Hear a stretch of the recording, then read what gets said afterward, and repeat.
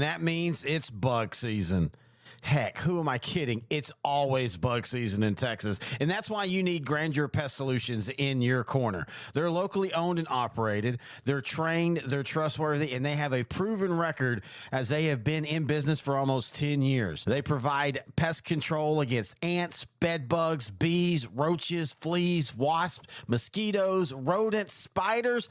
If it crawls and you don't like it, they're probably going to take care of it for you. Now, they serve all of the Dallas-Fort Worth area, and they're locally owned. These two guys have been running this business since 2013, and every year they get bigger and bigger. But you know what they still do? They still have great customer service. In fact, if you get a hold of them, they're usually going to have your quote and your job ready to go within 48 hours. That's pretty good. Now, you can call them for a free estimate at 469-809-1769. You can find them online at Grandeur4, that's the number 4, shore.com.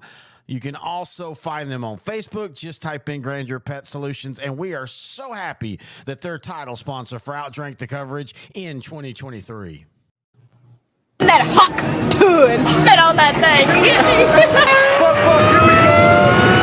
Here we go! Here we go! Here we go! It's time for the old time happy hour. So pick up your step and smile a while. Time to sing along with friends of ours. Think at your neighbor and It's a little bit different of a happy hour tonight, as I can't hear myself once again. It's happening for some reason. There we go. I know you could hear me the whole time, but anyway, it is OutDrank The Coverage, a very special happy hour. As tonight, Noe learns not to let the bike guy touch his butt. We're going to be doing some all-star memories. We're going to be watching the all-star game with y'all again now. Remember, this is we can't show the all-star game, but we can have like probably the box core ups, probably what we're going to be doing. But anyway, until then, for the next hour, close to, by the time the game actually starts, it'll probably be closer to 7:45. We're going to be just kind of giving out, talk a little bit about the state of baseball, where everybody is now. Especially teams like the Rangers and the Astros. We'll also, of course, be giving our all-star memories. We have videos for that. And we'll probably mix that in while we're actually watching the game. And to go ahead and tell everybody now, unless we're just having a gay-o time, or this is one of the best all-star games ever, this will probably be about the same length as a normal happy hour. We'll probably go a couple hours, maybe 3 with it being in the All-Star game. I do want to at least get through one time through the American League because Rangers have a couple guys that'll be hitting and all that. But until then, intern Noe the Pro, how are you doing? And what are you drinking? Good evening, sir. I am doing well. I am drinking Weller's Special Reserve. It is a wheated bourbon from the Weller collection.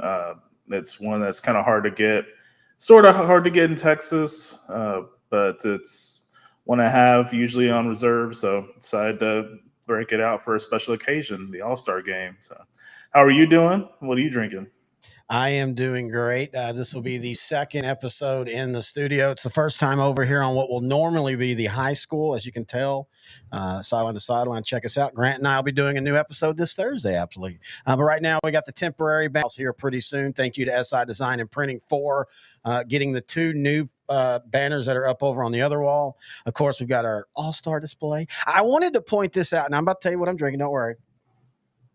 But I wanted to point this out because this is special, and it's why it's in this cube. This is an all-star ball from the 1994 all-star festivities, which was played in Arlington. There you go. And I was at the home run derby. And so I catch a Frank Thomas. Well, I didn't catch it. It kind of hit the fence. Oh, the 95 home run derby. Yeah, 95. Sorry, I said 94. Yeah, 95. The one at the Arlington. Anyway, I caught a Frank Thomas home run, or it found its way into my hands, which is crazy because one of our memories tonight might be Frank Thomas, but not there, at a different park, maybe the year before. But anyway, what we're going to be doing, as we do each and every week, we're going to be talking sports, and I am drinking from a very frosted glass. We got new. So if people know, we're in a new studio, same area. We've been just kind of renovating the house and stuff. And now that a female kind of lives here, I've got to have like good things. I can't, drink my vodka from a water bottle anymore. So we got new tumblers, and I like this one because it just simply says sip. So every time it gets a little wet, I do a little tea and a dash, and I go, I'm a Texas fan. I'm a tea sip. Okay, I might have started drinking a little bit. That was so lame. So let me get here while I'm doing some things and figuring some things out. Again, new side of the studio. We're trying to figure out how the sounds, new equipment, all that. By the way, this is actually the blue. I got a new blue, and I got you a purple one to match our OutDrank The Cover banner. This is the first time we're using this new mic filter. I really like it. But let me get your thoughts on how the how the first half of the baseball season ended, especially in the AL West, because I'm going to tell you what, Noe, it might seem little, but I think we saw some changes, and I think we're about to see a whole different AL West race in the second half of the season. I guess I'll just start there since you brought it up. Seattle right now, currently, they have a 1-game lead. Right now, them and Houston are tied with 46 losses.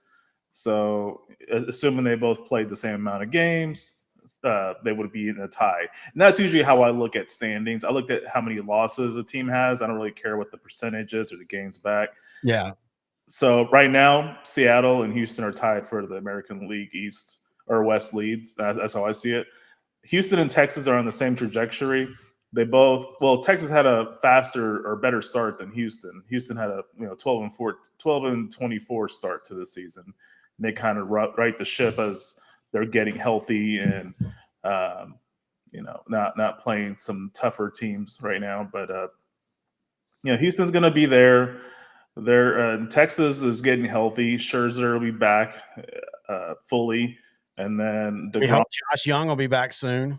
Josh Young, yeah, he was actually around this area at T-Mobile store, kind of by where I worked during the day, signing autographs and stuff. So it was kind of cool. I didn't get a chance to sneak out and go get an autograph, but yeah, he's in the area, so he'll probably be in Arlington right now. Are you a autograph guy? No. I mean, I had I wanted to the Pro Football Hall of Fame in 2017. I got Roger Staubach's signature just because I was there. You kind of have to. In the moment. I'm fine if you get an autograph in the moment. And I don't mean going, and I'm not besmirching anybody that does these things. I'm just saying for me personally, I don't want to go to an autograph signing. That's not a thing for me. But if it's in the wild and somebody's willing to do that, that's cool because that's a moment thing. Like you can always look at that and go, man, I met Roger Staubach at the Hall of Fame. But I've never been big into going to autograph signings, and I've never been big on like somebody else giving me an autograph of something. Unless it's Kate Beckinsale's phone number. Now that I will take, and it'll be blocked within 30 seconds of the first call. But I'm like you. Like if it's in the moment and it feels, you don't feel like you're pushing on them or something, I think it's a fun moment. So I'll just finish off the West by just saying Seattle, they need offensive power. Their pitching is good enough to win a championship. Right now, they only have a +19 run differential, so they definitely need some bats. And you knew that going in. We knew that going in that for Seattle, if they were going to be successful, they were either going to have to win a lot of games 3-1, or some guys come up and hit quicker than they thought, or they were going to have to get help. I know a lot of people think Seattle's collapsing and all that. I think they're in a really good spot. I think they just wanted to be above water going into the trade season, and then they can figure out what they're going to do from there. Yeah, and I think there'll be players in the trade market. Houston, honestly, them in Texas, I know the thought process is, okay, we need to add something. We need to add pitching. To me, both those teams, I would just stand pat and just get healthy. I know that's not going to happen. They're going to try to go for a talent here and there, but I really think Houston and Texas just need to get healthy, and they're both on the right track. Texas won 7 out of 10. Houston, like I said, they were 12 and 24, and now they're 50 and 46, so they're already on the right trajectory. The Angels, I think they just need to cut the cord with Trout. I think him and Ohtani. Wow, really? him and Otani were only good enough to get to 500. Now Mhm. it's just him, and he's injured, and you see how awful they really are. They need to get assets. They need to get they are directionless, and that is the one term you never want to describe your team as being. When you're That's directionless, you don't know. It's just purgatory. Yeah, no, it's a really good point, and I think the mistake has been made is they didn't do that trade last year, or they didn't do that trade 2 years ago. I think you could still get a good amount for Mike Trout, but you're not going to get anywhere. You never were going to get the value of Mike Trout. It's the same thing when Texas traded A-Rod. And I was like, well, how'd they only get Soriano and all? Well, Alfonso Soriano was a way better baseball player than people give him credit for. The problem with Soriano is he was kind of like Anthony Rendon is of the Angels, where I don't know if baseball was always his main love. He was great at it. He played well, so he played, but he never felt like, oh, he just loved baseball unless he was in a Yankees jersey. But people need to remember he was an all-star MVP for the Texas Rangers. He played well for the Texas Rangers. But you never were going to get the A-Rod true value. You never were going to get the Mike Trout true value. But now I don't even know if you get good value. You might get everyday starter and one prospect and then a couple others, when before you could have gotten 3 starters, an all-star, and 3 good prospects. They've already made bad decisions the last 9 years. That you might as well just go ahead and rip the Band-Aid, completely collapse like Oakland did a couple years ago. Oakland looks better than the Angels do right now. Oakland, I'm going to tell y'all what, folks, if they're going to pull the normal crap that owners do when they move because they have to, watch out. Oakland's going to be good pretty quick. They're supposed to go to Sacramento next season and then officially move to Vegas in a couple years.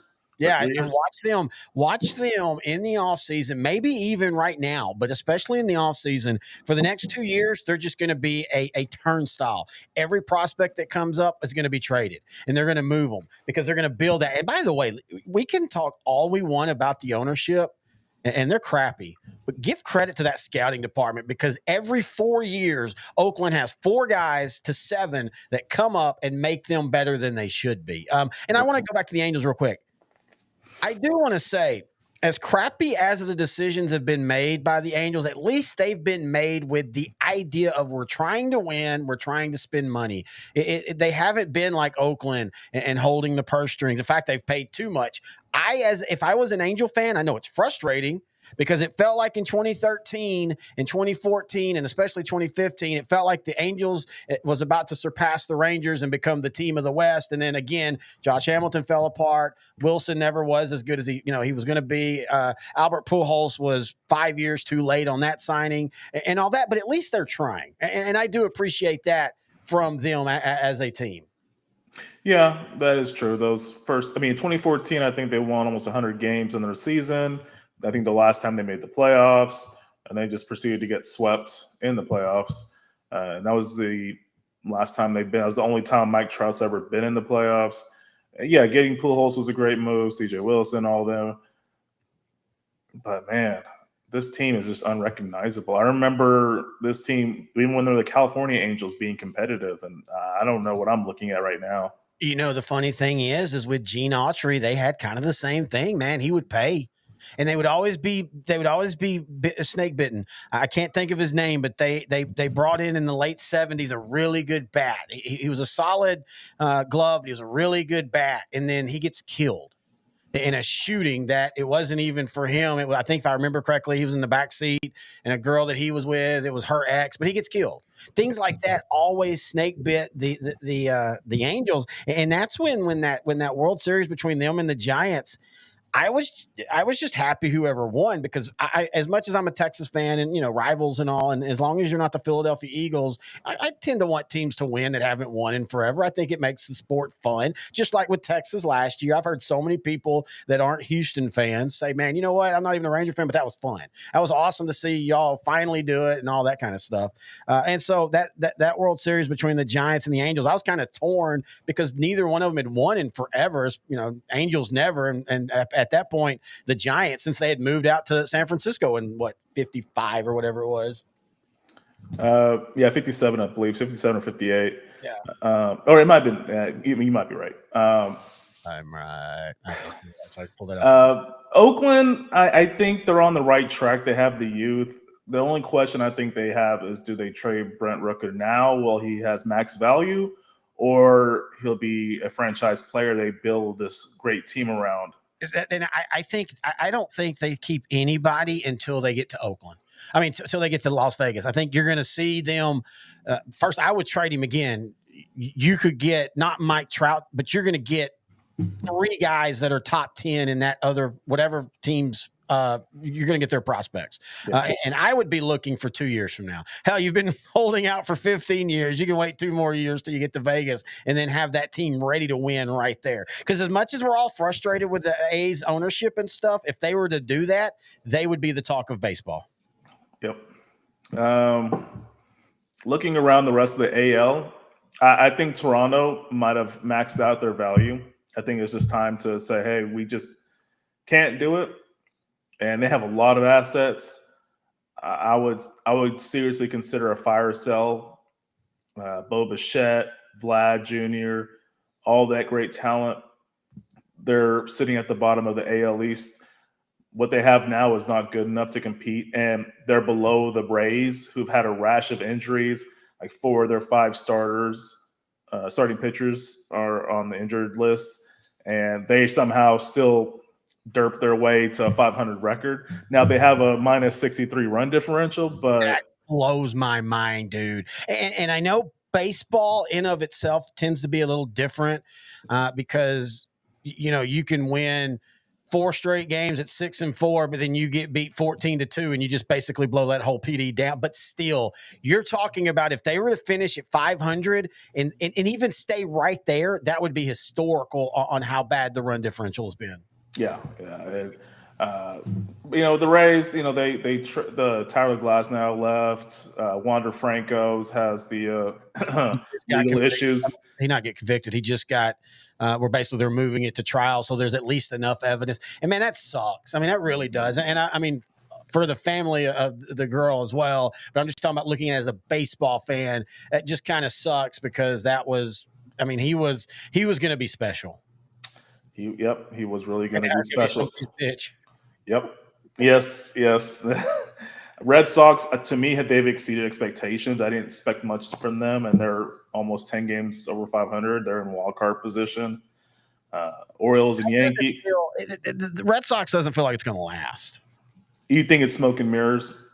I don't know if it's necessarily smoke and mirrors. I don't think Seattle, Houston, and Texas are as bad as they are going forward, like especially Houston. And I feel Texas too, but especially Houston. Let's be honest. We joke, we're Ranger fans, but man, the turnaround that Houston has done to where at one point they had the second worst record in baseball, and from that point on, they're 37-20, which is the best record in baseball. That's not a fluke. Now, could it be a situation where they run out of gas? Because, man, I know this sounds funny, but when you're having to push the pedal in June and in May, really, and you're having to go full bore every game because you've already given up your whole buffer, it wears you down. And I think we saw that last year with Texas at the end of the year. That there was a reason why Texas would go from they'd win 8 out of 10 and then they would lose 12 out of 14. And then they'd kind of break 500 for the next 5. And then they'd lose, 8 out of 10. And finally they kind of got going again and got healthy at key points. And players like Evan Carter came up and that really helped. But yeah, I think it's more of the Astros, the Rangers, and Seattle will play better. Yeah, well, Seattle, they do need bats. They're the one team I've talked about so far that really needs to be active before the trade deadline, get a couple of good players. Their offense is anemic, and they need to do something about it. It's a combination of underperformance from some of their better players and just lack of talent. Julio Rodriguez hasn't been there this season. So anyway, I think they'll right the ship. Their pitching is just that good. Speaking of great pitching, well, I'll go to the Central in a minute, but Baltimore and New York, not sure who's winning that division. It's really tight right now. Baltimore has the youth. New York has the power. Yeah, but the Yankees have been terrible. They've done the exact opposite of what the Astros have done. The Yankees at one point, everybody's like, man, they're running away in a really good AL East, and holy crap, are they back? And then now I mean, they're at that point where, man, if they start really bad after the All-Star break, I could foresee some changes being made. And I mean, in manager and things like that. They are very quick to make moves. So yeah, what that is a good point. Let's see what happens after the All-Star break. Let's see how they respond the first two series after the break. And that might dictate if a manager stays, if a players get traded. But they're like the Dodgers in the AL. Them and the Yankees are so talented, but their record is not saying they are that talented. I mean, New York has a great record, but it's not as good as what it probably should be. They should have a record similar to the Philadelphia Phillies in the National League. So, do you think what are your thoughts on the Phillies and the Braves and the Mets? Hey, let's everybody give credit to the Mets, man. They were a laughing stock last year. All the money they spent immediately ended up trading everybody to Texas. We appreciate you. Thank you. And then this year, everybody was like, "Oh, they're gonna be okay." And then they started out really, really slow. But man, since then they're playing like 60% baseball winning clip. I think they were fourth best or fifth best record. I don't really know if they're going to stay around, but at least they're viable again. They're just being more consistent. That's really all it is. The Mets are 3 games over 500. They had a terrible start, but they just got better over time. They played the Rangers really well in that series. I think they'll be around just because of how, I'm going to say terrible, but kind of how mediocre the wild card teams are right now. Like Atlanta, they've underperformed. They're the biggest underperformer. Like losing Ronald Acuna for the year, that was a big blow. I feel like that's becoming a normal thing, though. Yeah, just losing one of their top. Yeah, I get it. But like after the Braves and the wild card, it's the Cardinals who are 50-46, same record as the Astros, and then the Cincinnati Reds are 47-50. They're only 4 games back in the loss column, and they're like 7 teams down. So it's very jumbled right now in the NL wildcard, which makes it exciting for the fan because every game kind of counts right now. The Diamondbacks, Padres, Pirates. Hey, give the Pirates credit. They did not completely drop after their hot start like they did last year. They still came back to earth, but they're at least playing well. They ended the first half on a winning streak. I'm always a big believer on winning going into the All-Star break, man. Just it makes everything feel better as a fan, and I think as a team. Well, especially now where you get the whole week. It used to be, they came in there on Monday, they did their things on Monday night, they played the All-Star game on Tuesday, and Wednesday was getaway day. Now, because it's a whole week, I just think it puts you in a better mindset. Oh, I 100% agree. It's like a place to relax, reset. You're at the halfway point. It's like the NFL bye week, but everybody has a break in the middle of the season. So I kind of like that in the sense that it gives everybody a fair shot. Everybody has the same bye week in this example, so that's kind of fair for everybody, and it kind of resets the season. We've already seen one half, so let's see what happens in the next half. What trades teams make. I think it's going to be pretty exciting, especially with teams like Pittsburgh and Cincy and Chicago starting coming back on a roll. Even the Nationals, they're only 6 games out of the final wild card spot. The only teams in the NL that don't even really have a shot this season are the Rockies and the Marlins. So it's going to be a pretty fun next 3 months. People have griped and talked about, how the extra playoff has ruined baseball and all that. But I think you're seeing this year, I think the extra playoff spot and let's be honest, Texas doesn't win a World Series last year without that extra playoff spot. But I just think the extra playoff spot is showing that it's actually fun. Like it's fun and it keeps teams more engaged. It keeps teams that might be 5 games below 500, but they're still and I'm not even talking about Texas because Texas's route's probably through the division more than anything. But in other divisions where that's competitive, you can be 5 games out or 5 games below 500 and still go, hey, if we trade for a bat and we have one good week, we're sitting right there in the playoff race. And it's happened over the course of baseball history where that one big trade changes everything. Think about Cliff Lee coming to Texas in 2010 and how big of an impact he had for the Rangers. Or Carlos Beltran going to the was it from the Astros to the Mets or vice versa? Mets Oh no, it was the Royals, I think, to the Astros. Royals to the Mets. Yeah, Royals to the Astros. Then he signed the big deal for the Mets. Yeah. And then it became like he was one of those guys. There's like 4 or 5 guys in the history of Dallas sports that you always thought would end up being a Ranger. And he did, but by the time he was spent. And also it turns out he's kind of a not a great locker room guy at all times. But he ended up back in Houston because that's actually what started he was part of the whole cheating scandal. He was a big player in that. But yeah, Carlos, he was always a guy that you thought, man, in 2010 and stuff, man, if he would just become a Ranger, he would settle that center field issue, which, if you're a Ranger fan, you've known that for 25 years, it was stopgap center fielders after stopgap center fielders. But yeah, and I love trade season baseball. Trade season baseball is still the best trade season of all the sports. The funny thing is, I was looking at all these teams and wondering who should make the biggest moves. And I really feel that teams like Cleveland and Milwaukee, they're leading their divisions right now. But Cleveland, they need starting pitching. I think they're scraping by. I think they have the AL's best record just because of their bullpen has just been lights out this season. But yeah, they need starting pitching if they're going to really compete for something in the playoffs, especially against your Baltimores and your New Yorks and your Houstons probably. I'm looking with them in Minnesota or Milwaukee. There's a team like Chicago who has the worst record in baseball at 27-71. They were just terrible. But they have 2 really good starting pitchers. One is Garrett Crochet, who's just a big old lefty that can just throw. All these baseball pitchers now can throw 100 miles an hour. It's just crazy now how the pitchers now have all this strength.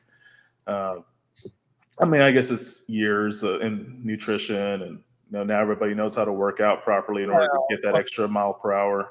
Everybody throws 100% at every throw. That's why we're having so many Tommy John issues. That's why pitchers are hurt all the time. That's why relief pitchers are a premium nowadays. That's why they're a premium, and somebody's going to figure it out. There's a Greg Maddux, and we talked about this a couple weeks ago, that any changes you make in baseball, they're already in the process of, and we just don't know it yet. Yep. Or it's going to be a few years, because baseball, you draft and all that, it takes time. But there's going to be a Greg Maddux-like guy that comes up and just absolutely takes baseball by storm, because you're going to see a bunch of 280-pound muscle guys dropping their knees buckle as a 72 changeup just freezes them.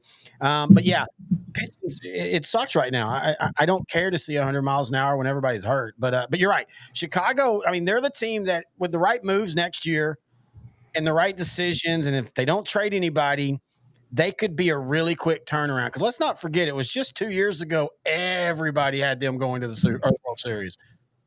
Yeah, they just underperformed, and then it was a quick descent after that. They have 2 really almost Cy Young caliber starting pitchers. Just let them stay on the roster. I think they have enough young talent in their farm system to be able to just wait it out a couple of years and be competitive. You're kind of seeing teams like Washington starting to compete in the NL. I'm trying to think of another team. Detroit's almost there. They're hovering, and I think I saw it last year. They are not off to the big start I thought they would have this season. I still think they're a year away, but yeah, they were the hot young. Watch out for them. They could, and in that division, they still could. Them and Cincinnati were my sleeper picks this season, and they both kind of have identical records, but because of the way the season's going, Detroit will still be there. They're 7 games out in the wild card, but I could definitely see them going on a tear in August and getting somewhere within that vicinity of the wild card, or sniff it a little bit. Yeah. Kansas City, they haven't completely faltered like I thought they were going to. They are a young team. I don't think they're going to make the playoffs this year, but I think that's a team they kind of remind me of what they were in 2013, where they just missed it, but the next year they made it to the World Series, and then that following year they finally won it. So Kansas City, that's a team I was on the look at. I can say they need bats, but it's that they have Seth Lugo, outstanding starting pitcher this season. They need a combination of both. But I think they're just young and still trying to learn how to win. even it's funny me saying that because they have Salvador Perez, who is going to go down as one of the greatest catchers of all time when his career is over. Yeah. And then Minnesota, there's just a team that kind of like with the Mets, they just got consistent at the right time, and now they're starting to pull some wins together, and they're 5 games in the loss column behind the Indians. So And whoa. Guardians. Whoa. Guardians. My bad. The Cleveland Guardians. Cancel Noe. I apologize. But yeah, and do you trust Cleveland? Like, I mean, if you're in the Central right now, they've got pretty records, but would it shock you if not every one of those teams then started struggling as the season went along, and it ends up where they're all about 5 games out of 500 instead of 15 and 17? Cleveland especially, just because they're kind of scraping, and no one thought they'd be this good, but it's because of their bullpen, and it's because of Jose Ramirez consistently making clutch hits and driving in runs driving in players when they're in scoring position, or like his on base, not base percentage, but like his batting when runners are on base is ridiculous this season. And he's been consistently clutch for the franchise over the years. So That's a really good point. He's been one of the unheralded guys. I mean, let's not forget. I mean, this is a team that a few years ago played for a World Series and were consistently good, for 3 or 4 years. And they have they have shown now they don't pay, but they have shown that they can cultivate, draft, and all that, and still, it takes them a few years. And you and I talked about this. Unless you're the Yankees or the Dodgers, or somebody that's going to just be willing to spend, that's what you do. That is exactly what you have to do. You ride it for as long as you can. And then you just hope that you can either mend some of the holes that show up later in the run, and you can stretch it a couple of years, but then eventually you're going to have to tear it all down and figure it out. But anyway, what we're going to do is I know we don't normally do this, but this is a little bit different. Also, I got to go do something. We're going to take a break. And then when we come back, we are going to start into the all-star part of the show. We're going to talk about our love of the all-star games when we were growing up, all that fun stuff right here on the Grandeur Pest Solutions All-Star Special on OutDrank the Coverage on L4 Media. And that means it's bug season. Heck, who am I kidding? It's always bug season in Texas. And that's why you need Grandeur Pest Solutions in your corner. They're locally owned and operated. They're trained, they're trustworthy, and they have a proven record as they have been in business for almost 10 years. They provide pest control against ants, bed bugs, bees, roaches, fleas, wasps, mosquitoes, rodents, spiders. If it crawls and you don't like it, they're probably going to take care of it for you. Now, they serve all of the Dallas-Fort Worth area, and they're locally owned. These two guys have been running this business since 2013, and every year they get bigger and bigger. But you know what they still do? They still have great customer service. In fact, if you get a hold of them, they're usually going to have your quote and your job ready to go within 48 hours. That's pretty good. Now, you can call them for a free estimate at 469-809-1769. You can find them online at Grandeur4, that's the number 4, shore.com. You can also find them on Facebook. Just type in Grandeur Pet Solutions, and we are so happy that they're title sponsor for OutDrank the Coverage in 2023. All right, Terry Bennett, intern Noe the Pro back here. It's OutDrank the Coverage. It's happy hour. It's the special one. It's the All-Stars. All right, so we're going to be doing this. We're at 7:10 our time, Central Standard Time. We're in Dallas. We're going to be doing. Why does this keep doing this? Sorry, I'm having some issues with something I'm trying to figure out. But we're going to be doing a watch along with the All-Star game. We can't, of course, show the game, but we'll have the box score up and all that. But we also wanted to do what we do on our look backs, and that's where we talk about memories and all. Because for you and I specifically, sports isn't just what we're watching now. We love to remember what we loved back in the day. And you and I have different loves of baseball. You loved it from afar, I would say. You knew all the stuff, and you could tell the division races and stuff, but I don't think you were getting the sporting news and the baseball cards and living that where I nearly watched every game of the 1986 Chicago Cubs because they were on WGN and things like that. So what is your love of baseball, and what is your love of the All-Star game?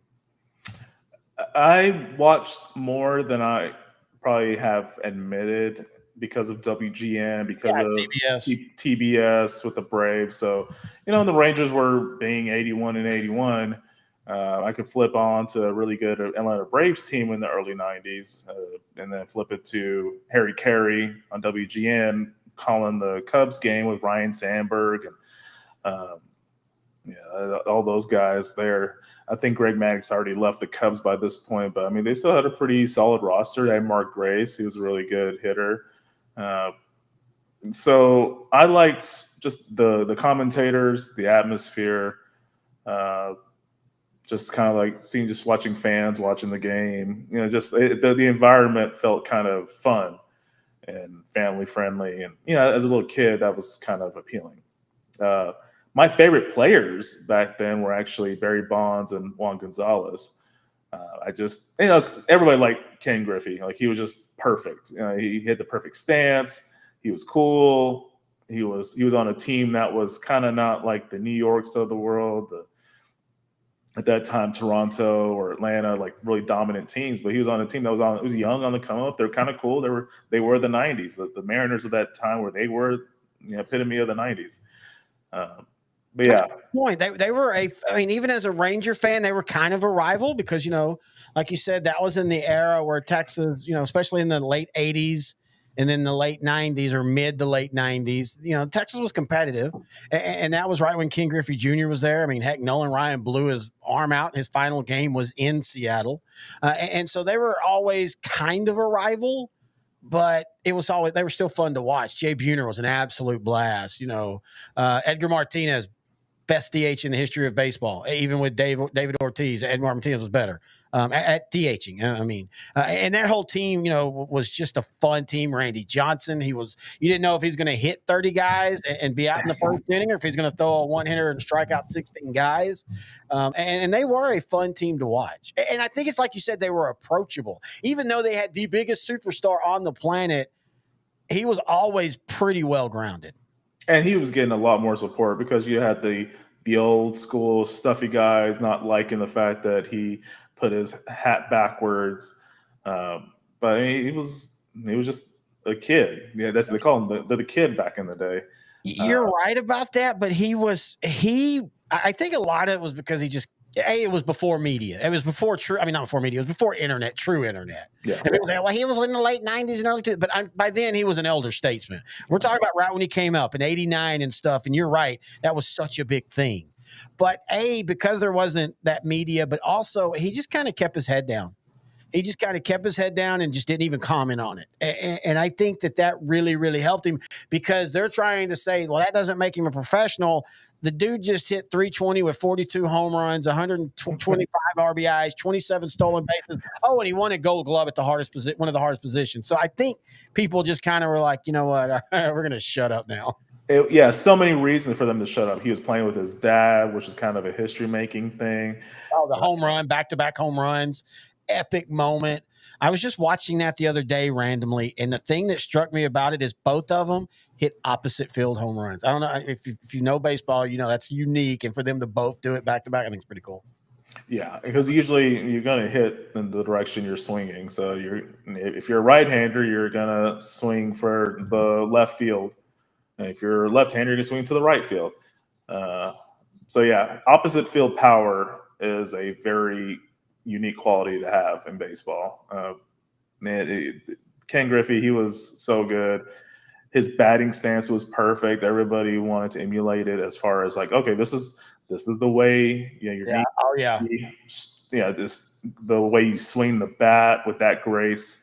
And it looked like it was effortless, and he'd launch it at 450 feet out of the ballpark. So he was one of a kind. He was known more for his defense early in his career, and then his power came, and he was known for his power. It's a shame that all those injuries in Cincinnati kind of abbreviated what he could have done. I mean, he still got to 600 home runs. So just think, if he actually was healthy his entire career, how many home runs he probably would have been approaching 800 by the time he retired. Well, and you got to ask the question, though, and I don't want to turn this into this, but why has nobody ever said anything about PEDs with him because of those injuries? Because that's the type of injuries. If you look at all of his injuries, I'm not talking about like his broken ankle when he was trying to make it, or broken. I can't remember if he broke his wrist or his ankle. I know he broke his ankle, but I think he broke his wrist diving for the ball. But I'm talking about all the muscle pulls and all that kind of stuff. I mean, that's the thing that's how when Jeff Bagwell and all them, that's what they would point to. And Griffey never really. And I'm not saying he deserved it. I'm just making a point. But yeah, is Cincinnati. He was at least consistent there, and so that's why he was able to reach all the numbers. But yeah, if he could have stayed healthy, I think he's matching Hank Aaron's record, and I think it's Ken Griffey Jr. that Barry Bonds would have ended up chasing at the end. And that's very fair to ask, because I would assume, like most people, without even thinking about it, they would assume, oh, if they're on roids, they must be shredded and huge. And that explains why they're hitting 50 home runs and winning the MVP. But then you see Rafael Palmeiro.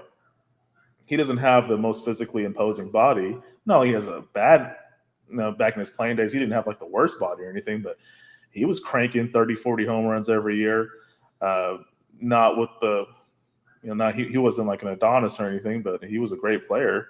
Doesn't it feel like his excuse might be legit, though? You remember his whole thing was Miguel Tejada gave him some shots and said they were B12 shots. And everybody's like, oh, that's so stupid. And then Miguel Tejada got caught using shots. Now, Rafael Palmer also was with the Rangers, and I think we all realize now that the Jose Canseco Rangers was probably one of the most juiced up teams. Why didn't they bring it? I don't understand why they didn't take it over to the pitching staff. That could have helped. But let's go. We've got plenty of time. That's the one great thing about this show. Let's talk about this. You and I have had this conversation, and we've got over 5,000 people in it. We appreciate everybody joining us. This has been we never thought the happy hours would take off like this. I honestly thought when we first started the happy hours, about 3 months ago, I was like, man, if we get like 100 people listening, I'd be extremely happy. I will say this. It is time for baseball fans to get off their sanctimonious asses about steroids. It is one of the most overrated things that baseball fans try to make about, oh my God, he was on steroids. Yeah, Gaylord Perry cut the ball. Whitey Ford admitted he cut, and if you don't know what a scuffed ball does, it starts to dance. They're both in the Hall of Fame. They deserve it. They cheated. They actually, I think, cheated. I think messing with equipment is way worse than putting something in your body that might make you work out more. And that's all steroids does, folks. Steroids doesn't make it throw it better. It doesn't make your curveball break 4 more inches. It doesn't make you hit 300. It doesn't give you the eye-hand coordination of the great Barry Bonds. It simply allows you to keep working out, which allows you to get stronger.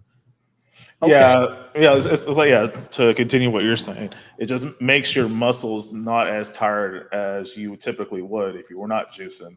So you definitely could spend 2 hours in the gym pumping iron and not really feel the effects as much as you would if you're off juice. Yeah, you could go back the next day and work out the exact same.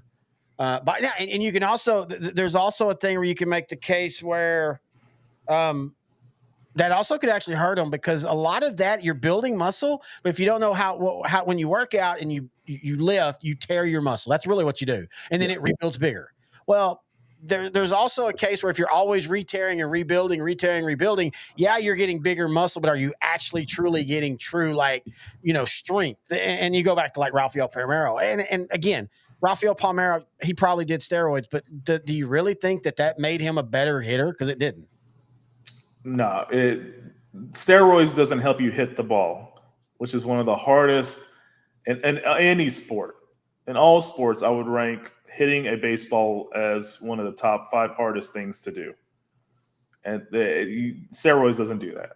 So as much as I know Barry Bonds was on something, I still loved watching him play. I still feel he was probably the best player I've ever watched. Barry Bonds is at least a top 3 player of all time. And I will make the case that I think he is the greatest baseball player of all time. He was my favorite player, so I'm not going to argue that with you. So, there's a lot of great players too. I mean, like I said, Griffey is up there. Recently passed Willie Mays, the Babe Ruth. I'm going to keep going back further. That's a very subjective ranking. I think football and baseball are similar in that regard, where the greatest of all time, I know you'll say Babe Ruth is, but or a lot of people will say Babe Ruth is. Yeah. But I still think it's very subjective, and I think it depends on the era we're in, just like with football, and even to an extent, I think just like with basketball as well. Well, I think basketball is the easiest, at least up until about 1980. Because we were just joking about this the other day. George McKeon, Minnesota Laker, Hall of Famer, considered one of the greatest, probably a top 10 center. Really? Like, if you threw him in today's basketball, basketball to me, I don't know if it's the height, the physicality, the size, or whatever. I do think the dividing line in baseball is, and football too. I think baseball is the most where a lot of things have changed, but they really haven't. Like, being bigger doesn't guarantee you hit more home runs. Throwing the ball harder, and we can argue about, Roof probably never saw the true pitching like they would today. Well, no, but I mean, you just have to accept that in that era, he was as good as you were going to see, and so the pitch. I don't know. It's fun. I do get tired of it now because you see it every day on like Facebook and stuff. I am so tired of Michael Jordan fans will post a meme, and then all the LeBron James fans will go over there and they'll just argue. And it's just like, why can't they both just be freaking amazing in 1A and 1B, or just like, I got a good example. It's actually men's tennis. For years, Roger Federer was considered a really good tennis player, but in a bad era. Yeah. And yeah. that was, and what's his name? And then, slowly, Rafael Nadal, then Novak Djokovic changed his diet to, I think, a vegan diet or something like that. And he became an amazing tennis player. So then people started really appreciating Federer because, now he's in an era where there's 3 all-time greats. And so I kind of put it in that regard because, like, Federer was always good and to great, but the era he was in wasn't as bad as what people were thinking. Just because Agassi retired and Sampras retired, they just thought, it's just going to be like a dead era of tennis. But not. And in reality, there was actually a lot of really good tennis players. Well, and what I think what hurt him is what's kind of where we're at in baseball, where, power is amazing. But the problem is that when it's nothing but power, it gets kind of boring. What makes the 100-mile-an-hour pitcher like a Nolan Ryan special in the 80s was there was like maybe 3 other guys that did it. Same thing with tennis. When Agassi and Chang and Sampras and that group and Bjorn and all them, when they all retired, it became a serve and volley game. And that's fun when you get the one dude that he serves really good and that's it. And he's the only guy that really does that. It's kind of a trick pony. But when everybody does the same thing, it gets kind of boring. Yeah, no one really stands out. Everybody's just kind of the same. Generic player 1 versus generic player 2. I mean, they're all really talented, but it's like this the same. There's no contrast. I used to love watching Tim Wakefield pitch back in the day. May he rest in peace. God, I don't know why that one's just I keep forgetting, and it's you're not, and I think we brought it up on the last happy hour. Yeah, and, his wife dying just a few months. I mean, that's one of those things where you got to figure out, were they living somewhere where there was a cancer causing agent? Because I mean, I know that happens, but I just rewatched the 2004 30 for 30 about the Yankees and Red Sox. I don't care what side of baseball you're on. That is one of the greatest 30 for 30s. And I will contend that is a golden era of baseball from when McGuire and Sosa started to about 2009. That is just a great, fun. The rivalries were still there. You had bad guys. You had, A-Rod pushing Pedro Martinez pushing old men and all that fun stuff. I mean, that was just a fun time of baseball. It was. The personalities were through the roof. The charismas were through. The egos were through the roof. The steroids were through the roof. Steroids were through the roof. But go ahead. Sorry. I was just thinking of Martinez. I forgot who that Yankee guy was. He was a famous dugout coach for the Yankees during the Joe Torre era. I have his face in my head. I just can't remember who it is. But yeah, just watching, Mark Zimmer. Huh? Don Zimmer? Don Zimmer. Thank Oh, you. you're talking about the push. Yeah. Sorry. Yeah, I mean, Don Zimmer was a Ranger manager at one Yep. point. Yep. In fact, not too long ago, I found an old a photo of his opening day program, and he was on it. And I remember getting that one as a kid and stuff. And yeah, and it was just fun. I mean, yeah, the Rangers weren't part of it, but it was just fun. And hey, you know what? That back then, when the Astros made their run, people forget the Astros for a while were like the Major League Baseball version of the Dallas Cowboys. They could get to the playoffs, but they couldn't do anything in it.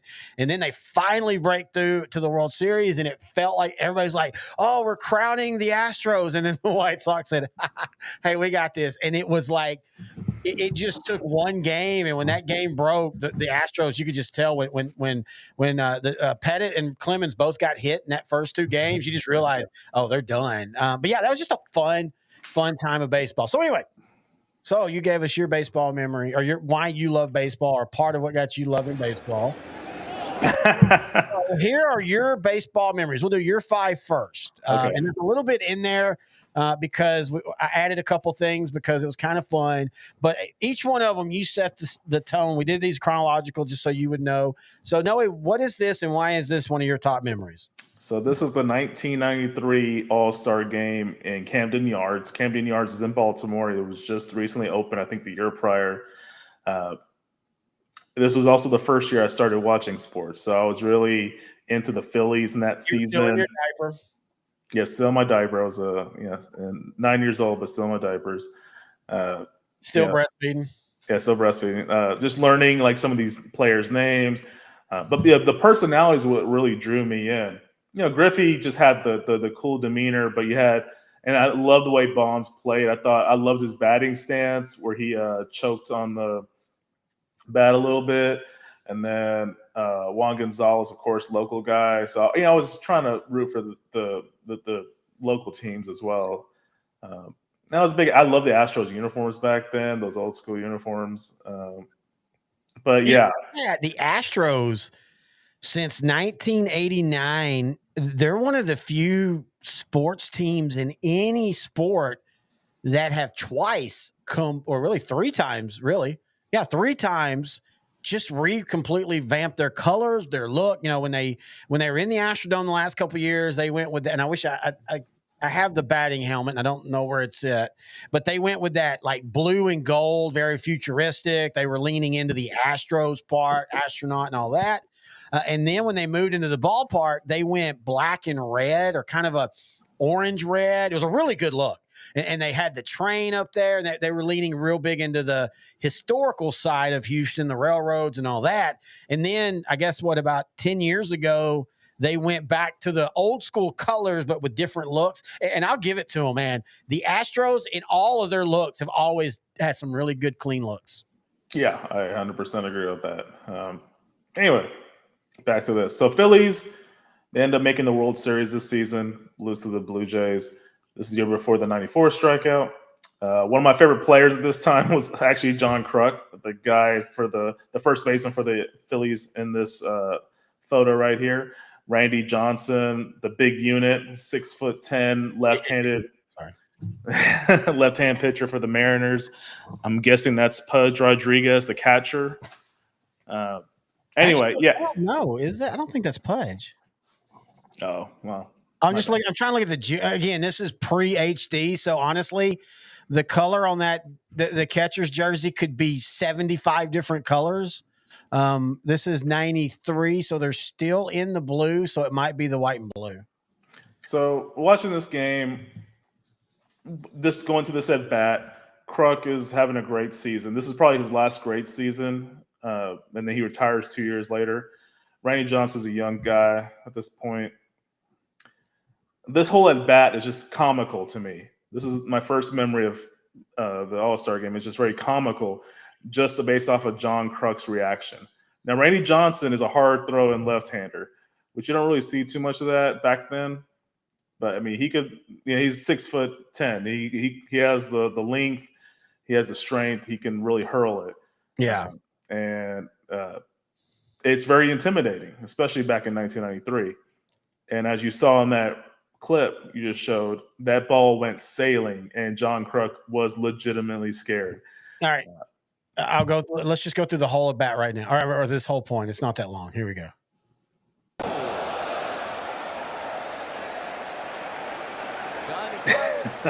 Fanning himself off. Johnson has had pitches clocked at as much as 102 miles per hour in Major League Play. That looks like a Tay Rod. Obviously just getting away from him, but watch the reaction of John Kruk. Would you say his heart is palpitating a bit? When the second half resumes on Thursday. Look at the next step. I mean, he's just ready to quit right now. Oh, yeah, because he's a lefty playing, not going up against the toughest. Real quick, I want people to understand it might be new to baseball. So this is before interleague play, so they wouldn't play against each other. By the way, this is when I will say the one mistake Seattle went, and I know there's going to be 1,000 kids that or 1,000 adults who were kids at this time will say they love this look. I never liked it when they went to this look.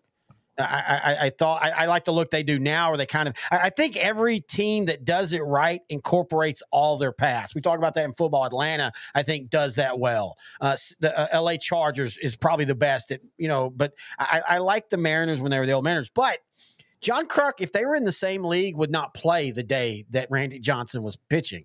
He would take a day off because you're not going to have a lefty if you can help it. You're not going to have the lefty at bat against Randy Johnson because lefty versus lefty against him was a nightmare. Baseball is one of those sports that it's heavy in chess match. Yes, like per at bat, per player. The scouting report's ridiculous. As a football fan, I thought football was crazy complex, which it is, but baseball mentally has it beat, I feel, just because I agree, dude. It's superstitious. There's so many little tells you're looking at for a pitcher and a batter. Everybody has a certain thing they do, a tell of what they're going to do.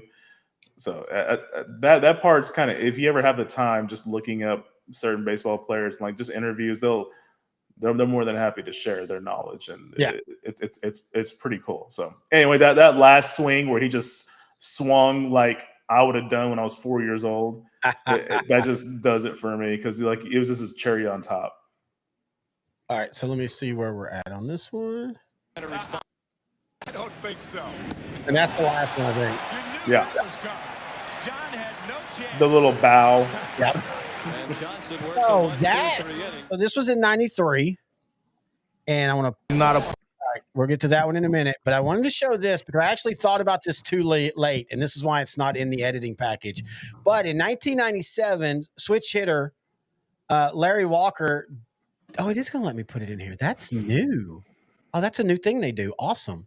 So this is what he did. Let me go back. So he's a lefty righty, means he hits both ways. He goes up to Randy Johnson and does this. He gets Larry Walker. I told you to hit right-handed. We were talking about it before the game. Can't see. Yeah, there we go. Okay. Earlier in the year in batting practice. And here he is. He's going to face him right-handed. Why not? Just turn it around. Why not? He looks like a catcher hitting. A lot of people don't remember that these two are former teammates coming up through the Expos organization. And now he's back to the left side. And I love that he flipped his helmet when he was batting right-handed. Yep. So I just thought that was all a fun connection because Larry Walker obviously paying homage to John Kruk 3 years ago, and then doing it when, like they said, they came up in the minors together, so they had a thing. But anyway, so your next memory is one we kind of talked about a little earlier, and it's funny. I'm glad you brought this one up because I feel that 94, 95 is where the home run derby really started to take off. And it was because you were having not only, home runs, but you were starting to see these 600-foot, or not really 600, but 580 and all that. And I think it's funny because this is going to be an ongoing thing with our memories. Frank Thomas doesn't win this home run derby, but it's fun to watch what he's about to do. And he did it a lot, but it was especially this one. He hits a lot of balls back through the middle and right. I was going to say, I think Ken Griffey wins this one, but I think Frank Thomas wins the one in Arlington the following season. This one was a big memory for me because this went almost 520 feet. and it hit the Will Clark sign that was up there. I don't think any ball has been hit that far in Three Rivers State. This was in the All old, Three Rivers. Yep. old Steeler of NFL, and then Pittsburgh Pirates of baseball. That was the old Three River Stadium. I just had never seen a ball hit that far before up until that point in time. So, and Frank Thomas was also, again, one of my favorite players because he was so big, but he played so finesse and had power. It was just, he was kind of like Ken Griffey in that regard, where he just could do almost everything, but he was just a big guy. Not as fast, but like he was just a patient hitter. He would always bat for over 300. He would take the walks. But he could have played football at the same time. People forget he was a college football player. The dude was bigger than any baseball player for sure. And if you look at how he hits, and this is what I find interesting and stuff, and we talk about it, and I don't know, there's something about how righties and lefties hit different, like the look. Like Juan Gonzalez and Frank Thomas both always looked like they were swinging at the outside pitch, even when it wasn't. Yeah. But then when you look at Ken Griffey and Will Clark and Ted Williams and Josh Hamilton, I don't know what it is about left-handed swings. They're pretty. Right-handed swings, like Frank Thomas's, tend to be violent. Like this isn't a majestic home run, even though it goes forever. There's nothing majestic about this. This son of a gun goes out like a rocket. And it looks even more not pretty when you see it in slow motion too. Oh, yeah. And with the left-handed stance, with the left-handed batters, it's prettier also because as soon as they're finished their swing, they're already walking to first base. So it's kind of like a fluid motion. You can watch any Ken Griffey home run. And that's a good point, actually. That's a really good point, especially the way Ken Griffey swung in his first step. It's why he was so good from home to first. It's why Mickey Mantle was so good from home to first as a lefty. I mean, Mickey Mantle was good as a righty too, but you want to talk about somebody, he's a Hall of Famer, and a lot of people consider him a top 10 player, but if Mickey Mantle doesn't get hurt and then therefore drink a ton and all that, we only touched the surface of what he could have done. But his home to first splits were mind-boggling even today. And it's because, like you said, the way he swung, he was already headed to first by the time the bat went around his waist. Yep. Yeah. All right, so here's your next one. Yeah, this is a 9. So this is something you're going to also bring up when you're talking about yours. This is the 99 All-Star game in Boston. Pedro Martinez is starting. This was, can you pause it real quick? Yeah, hang on. I gotta get up there. I forgot we had a whole All-Star game we're supposed to be watching too. This is a great memory for me because in a power era where you had your McGuires, your Sammy Sosas, your Bonds, you had all these Juan Gonzalez, you had all these great power hitting players, and then from 1997 to about 2003. No one was more dominant, I feel, than Pedro Martinez. This little dude, this little pitcher would just school players. And he was strikeout machine, got 20 wins, ERA, a couple of years were under 2.0. But this was kind of on the big stage. It was and you're going to reference this later, like I said, Ted Williams was being honored. And it wasn't. No, it wasn't actually Ted Williams. It was the All-Century team.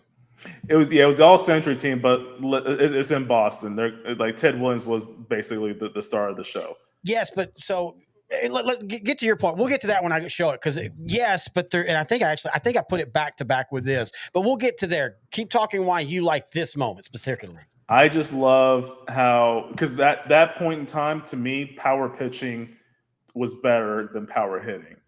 In my opinion, as a 14, 15-year-old kid, I loved it more because it was so hard to find. I loved Greg Maddux pitching because he was finesse but powerful. Pedro was both. And it was a 5-6 season period, but I can't think of any outside of Barry Bonds in the 2000s. I can't think of anyone that was more dominant than Pedro Martinez for that 97 to 2003 period. No, I totally agree. Even to the point, though, that he still – and I think this humanized him. When he did the Yankees are my daddy, that that actually, and by the way, the one thing I hate about the All-Stars, and we'll talk about it, the All-Star uniforms are just terrible. Yeah. They need to be, and I know they won't because it's money, but even then, quit trying so hard. Like I'm watching the game now, by the way, it's second. It's 0-0, 2 outs in the top of the second. They did a lot right. Like I like the old style script that they use for the jerseys, kind of a Negro League look, but the colors just make no sense. Like there is nothing about that. I don't even know what you call that. I know technically it's a red, but there's nothing about the American League that makes me think Texas. Yeah.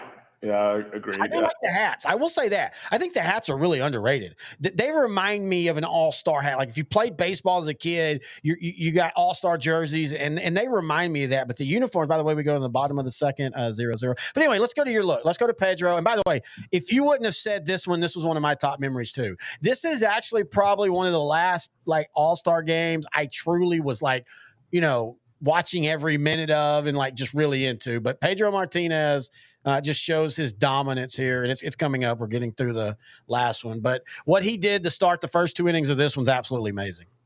He struck out 5 amazing players in 2 innings. And the one guy that got on, they got him out with a strike him out double play. Yeah. Thank you, Pudge Rodriguez, you Hall of Fame bastard, you. And he strikes out Barry he struck all 5 of these players are or should be in the Hall of Fame. Barry Larkin, Larry Walker, Jeff Bagwell, Mark McGwire, and Sammy Sosa.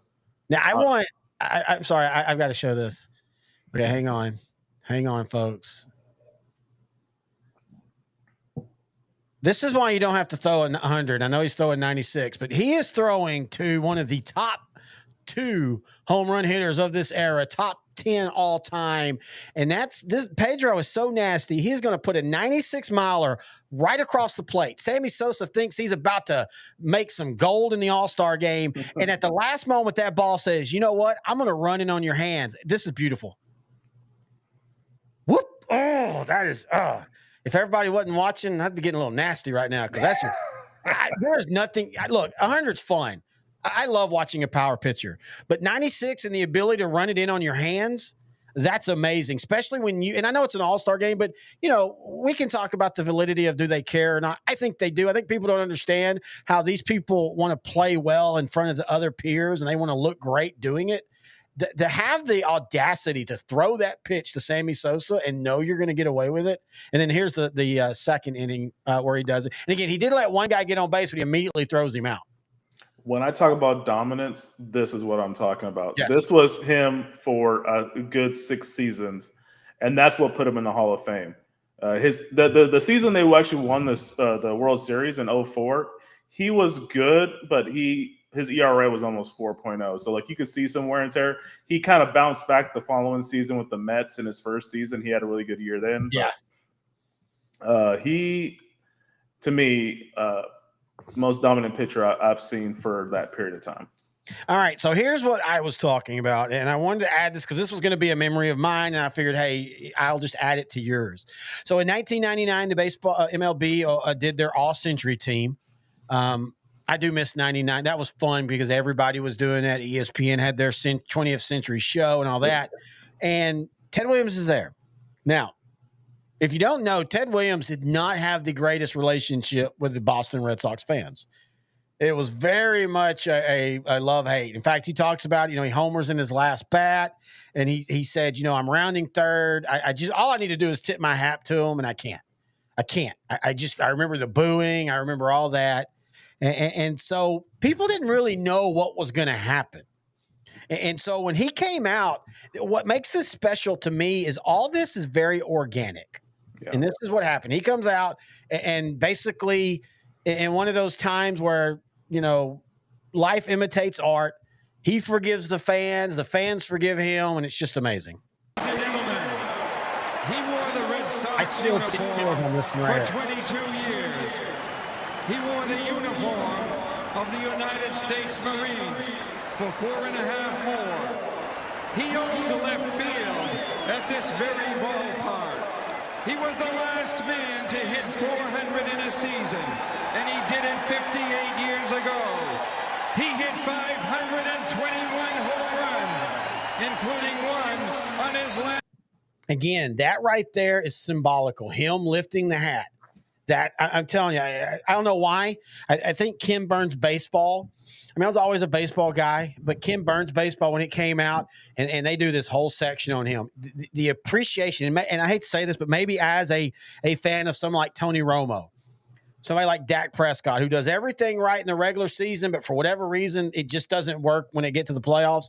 And that was Ted Williams. Hey, they did, back then you only made it, you got in, and it was it. Who also had the number 9.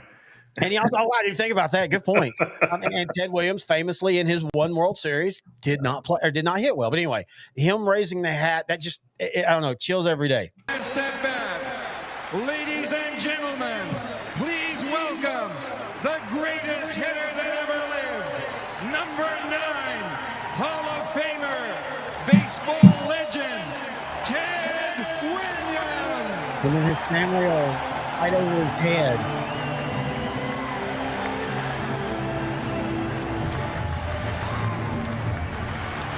There's those old Astros uniforms that they went through for about 5 years. That's a little bit long.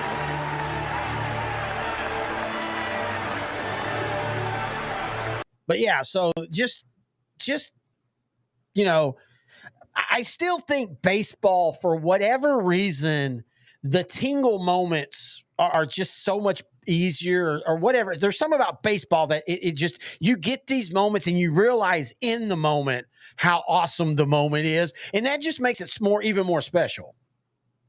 Man, just watching this always makes me want to go back and think about some of my favorite baseball moments. I know we're just talking about All-Star tonight, but thinking about Cal Ripken breaking the streak, the games played streak in '95. Man, this is a great moment, just especially when you know the history behind it. Ted Williams is still regarded as probably the best pure hitter of all time in MLB. Yeah. Obviously, who was on the field here. Him and Cal Ripken both retired 2 years later, but they're still ticking. Oh man, 1999. Tony Gwynn's not ticking. Well, yeah. And that does, again, we are at the age, especially me, and I mean, you're not far behind, where, players that played just a few years ago. And I mean, hell, Tony Gwynn's been dead, 10 years now? Actually, more than that. I think he died in, 2014 or so. Yeah, I think it was 2014. Yeah, because Kirby Puckett died in 2011 or something. Anyway, we are at that age where some of these guys that played, all the old guys on here except for Eddie Murray are basically dead. And then you've got players that actually played that are dead. And that does mean a lot more. Yeah, it really does. I remember the Tigers always sucking when I played. I've just seen that one Detroit player. Yeah, I'm just thinking about how bad they were up until. I know who that is too, and I can't think of who it is. It could be like Travis Fryman or something. I don't know who it is. I think it might be Travis Fryman. There's George Brett. Yeah. Oh, he was a part of, George Brett. Think about great MLB moments. Pine tar incident.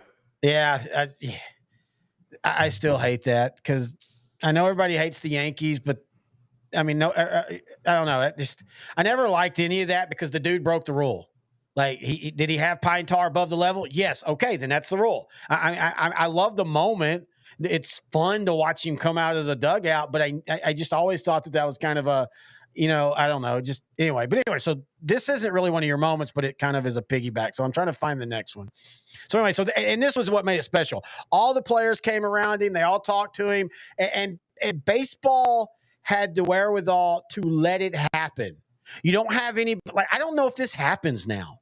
I think you see somebody from Fox going, y'all got to get off, y'all got to go. We got to start the game. We got to start the game. Yeah, that is a good point because producers they're on a time constraint. So they're going, okay, we only have 10 seconds. Move on to the next, cut to the next camera. Like it is very stringent. But yeah, here they just knew the moment. They saw the crowd reaction. They saw the player reaction. And I think the producers did a great job in just pivoting and letting just it happen. Announcers not really saying anything. Some of the great announcers, they just, if the moment's there, they'll just shut up and just watch and also enjoy. You bring up the Ripken thing, and it was special no matter what. But I think what made that even more special and kind of the beginning of the healing of baseball was when he runs around the stands and for 30 minutes is giving high fives and all that. Boy, would it have been funny if he twisted his ankle right then and had to immediately the very next day. But no, but yeah, I mean, that again, that's the thing about baseball. And before anybody says, yeah, the pitch clock's ruined that, you can still have these moments because both of these moments were outside of the pitch clock.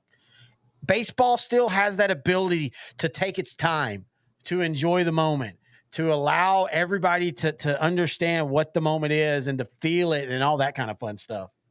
Yeah.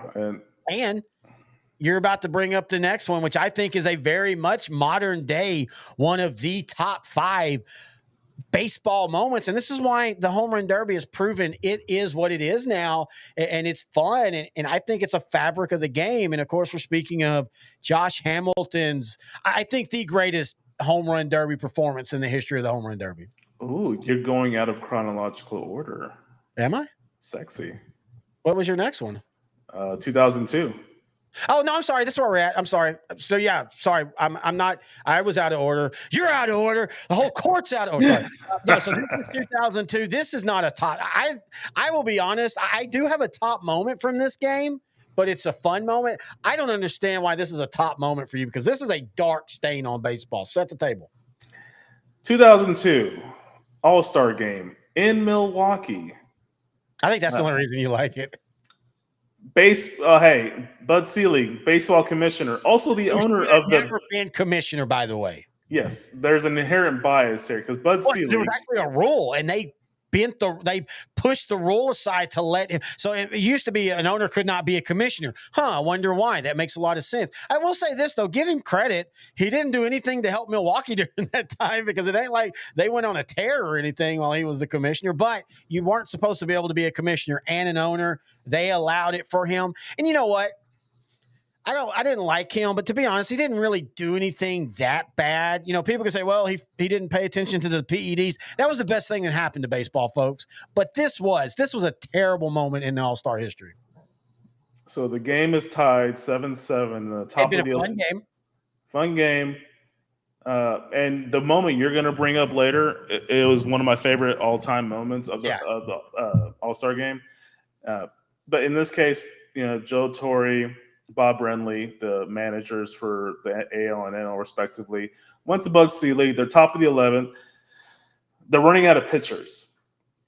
And it's 7-7, and they're talking to Bud Selig trying to figure out, okay, how do we finish this game? We don't want to exhaust these pitchers. It will be fair unfair. Point, by the way. Yeah, exactly. It would be unfair to those teams. As Vicente Padilla, who probably should have, he probably deserved it for other reasons. But Freddie Garcia, great young pitcher at that time, ended up winning a World Series with the White Sox in 2005. They were both pitching in the top of the 11th inning, and there was no more pitchers left. They all pitched, they all finished. So that was it. Because back then, so this was when, thankfully we're back to the All-Star being an exhibition game. And by the way, I will always say that the Rangers probably lost the World Series because of the rules. But this led to the All-Star meaning something for a few years. But before then, you just basically, you threw your starter 2 innings and then you let everybody pitch. That was the whole point. You're at the All-Star game. Everybody pitches because normally somebody would break through and you wouldn't have a tie. But unfortunately for this one, they had a tie. Yeah. So what ended up happening was Bud Selig said, hey, I'm pivoting. If this game and it still is a tie at the end of the 11th inning, I'm going to call the game. And he has been taking a lot of L's, as the kids say, with his team and the fans. And this was just the cherry on the top. And they, threw beer cans onto the field. They had a lot of inappropriate chants going on. And sure enough, the game ended in a tie. And after this, they decided to implement a rule from 2003 to 2016 where the winner of the All-Star game gets home field advantage in the World Series. And that does play a factor going forward. And it does bring some importance to the All-Star game. But It wasn't fun though. Like I It never wasn't fun. Yeah, that's what I'm trying to say. Yeah, it really wasn't fun at all. And we're 3 getting nothing. spammed. 3 we are. Yep, comments are coming in. Oh wow! I'm convinced that your videos are made with a touch of magic. Oh, thank you. But hey, look at this. You guys have reignited my determination to succeed. Dude, if OutDrank the Coverage on a random Tuesday night, us a little drunk, has got you ready to succeed, well, good luck to you. But anyway, so yeah. So here's the last part of that inning. It's nothing special. I remember thinking, oh, we're going to have a tie. Oh, that's a beautiful pitch. Freddie Garcia. Golly, he was an underrated pitcher. Yeah. Beautiful drop right there. But yeah, so this led to them. And by the way, it sucked, but it was the right decision. Update on the current All-Star game. 3-0. Shohei Ohtani just hit a 3-run home run, and the NL is up 3-0. Do you remember who hit the big home run the last time this game was in Texas? Jeff Conine. There you go. Florida Marlins' own Jeff Conine. So I'm pulling up your next one. So this is the 2008 Home Run Derby in old Yankee Stadium. This is the last year of Yankee Stadium before the Yankees go to their new stadium, which they won the World Series that very first year. It gave A-Rod his one and only championship. So this is the last year in the old Yankee Stadium, very historic. I remember this mainly because of Josh Hamilton and his first round exploits. I think he hit about 28 home runs in the first round. He didn't win the home run derby because he basically got gassed after the first round. But it ended up being historic because I think Justin Morneau, all-star hitter for the Twins, he ended up winning. He was the first Canadian to ever win the home run derby. Well, and he even admitted, he's like, yeah, this, I mean, we all are going to remember this. And that's the fun thing about the home run derby. It's a lot like the slam dunk contest. It's not always about who wins. In fact, one of my memories is going to be literally, we're going to show what everybody remembers as the iconic moment, but then we're going to show you who actually won the home run derby because it was pretty good too, but it just didn't quite reach that moment. And I think that's Justin Morneau here. Like, he was perfectly proficient, kind of like his career. But Hamilton stole the night, and it was such a redemptive arc. This is a guy that was considered the next Mickey Mantle, and then he went through Mickey Mantle's, trials and tribulations, which 10 times harder with meth and drugs. And then, Texas basically traded Edison Volquez and a couple pints of beer for him. And he ends up, at least for a 5-year period, you could put his 5 years up with anybody in baseball.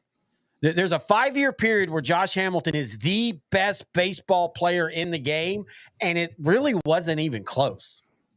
Yeah, this home run derby made Yankee fans drool because they felt, oh, the Rangers aren't going to keep him. We're just going to overpay and get him, and he's going to lead us to multiple championships. I just remember that being said a lot during this first round, especially because, like you said, in 2007, he was with the Cincinnati Reds and had a pretty solid half season. He basically played like the second half of the season, got about 20 home runs, almost 50 RBIs, and then the Rangers got him. 2008 had 130 RBIs his first year with the Rangers. Like just a crazy, ridiculously great season. I think everybody thinks that Josh Hamilton showed up in 2010. Because that's when the Rangers, started making World Series and started making playoffs. Yeah. But I was like, oh, yeah, this home run derby was a couple years before. Because even in my mind, I thought, oh, it's 2010.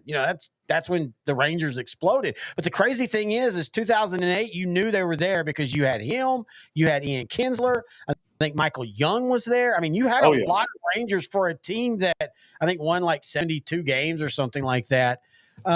But he was drafted by Tampa Bay. Pretty close. They won 79. Yeah, and it was yeah. We both are nerds on our numbers and stuff. But he was drafted by Tampa Bay. He was going to be the next phenom. He crashed out. Cincinnati picked him up basically like as a what the hell, let's try it. The Rangers basically traded him for what the hell, let's try it.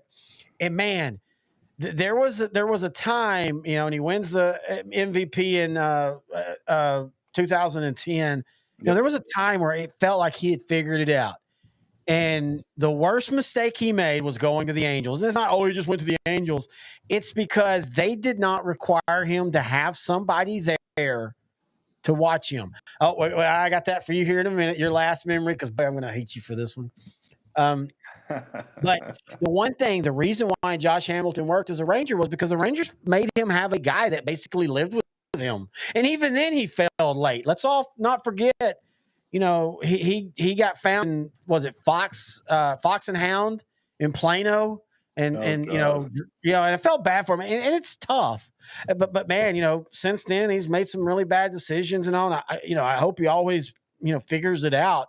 But honestly, I think the way he ended is why, even with the success, but that the last out loss to the Cardinals, but also the way Josh Hamilton kind of burned out, it just always left that era of the Rangers with a lot of good memories, but also just kind of a bad taste at the end.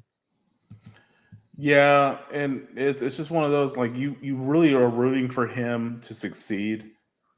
You really are. I just feel like he was just one of those guys. Like, it's just like an American story, like a redemptive arc, if you will. Like, exactly. He was at the bottom of the bottom, worked his way back up in his mid-20s, kind of figured it out. And as long as he had someone around him, like his wife stuck around with him for as long as she possibly could, for probably a few years after she probably should have. It's a very sad story, and I really feel that eventually it'll become a movie. It's just such a fascinating story. I really wish Hamilton the best, because he seems like just a decent guy overall. It's just, man, those demons. He did, but at times he also, I don't know. Let's go ahead and move on. All right. So your last memory or your last good thing is more of a compilation, and so I brought this to you. Here you go. Over? Yes. Oh, it was over. There. But it's fun watching him. Again, left-hander. I wish this was in HD. I tried to find it in HD. The bombs he was dropping, man, like. Yeah. So this is me loving Chris Berman. ESPN. Way back! Way back! Way back! Way back!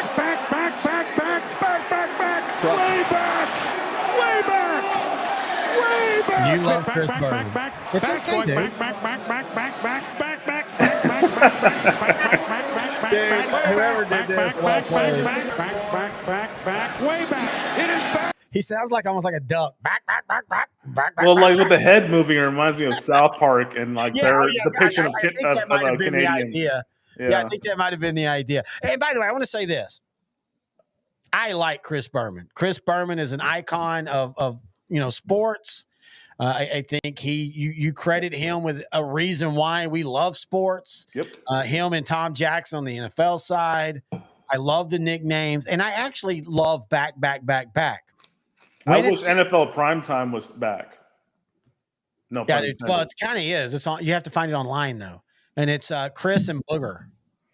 I want Tom Jackson, Booger McFarlane. Tom Jackson. No, I agree. He came back during the pandemic. Remember that first year they brought it back? Tom Jackson was there. I watched every episode, and you know how bad that was because the Cowboys sucked that year because that's when Dak broke his ankle and all. And 2020. I still watched it. But where I did get tired of the back was the home run derbies, because it's like, I get it, but like, turn it off at that point. Like, and it's funny because when I was watching 94 and 95, when the game was during the day, or the All-Star home run derby was during the day, he wasn't he would do it a couple times, but he didn't. By 2012, I think when that video was, and he was kind of winding down, he was starting to get, it just got wrong. But I will admit, I love the back in the day. Back in the day. I just loved it. I loved his animation. Like, I guess as a kid, it spoke to me more, and it was in the summer, and it was during the day. I had nothing else to do. I mean, I was going to either play outside or watch that. So, I mean, I ended up doing both. And right there, what you just said, and what I just said too, this is where sports on TV ruins itself. And I get it. But I went to the 94 home run derby during the day. It was fun during the day. The problem was is that got got people started watching. And they're like, well, let's put it on night, and I have no problem with it night. And like in certain places, like let's be honest, as much as I miss the ballpark in Arlington, the All-Star game is not here without an indoor stadium.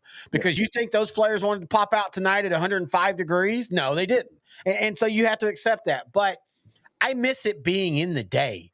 There was just something fun about it being 3:00 on a Monday, and if you were young enough like you, or if you worked a job like I did overnight, and I was up to watch these things, and you felt like you were kind of special because you didn't realize there was 10 million other people watching it. But yeah, I do miss when those were during the day.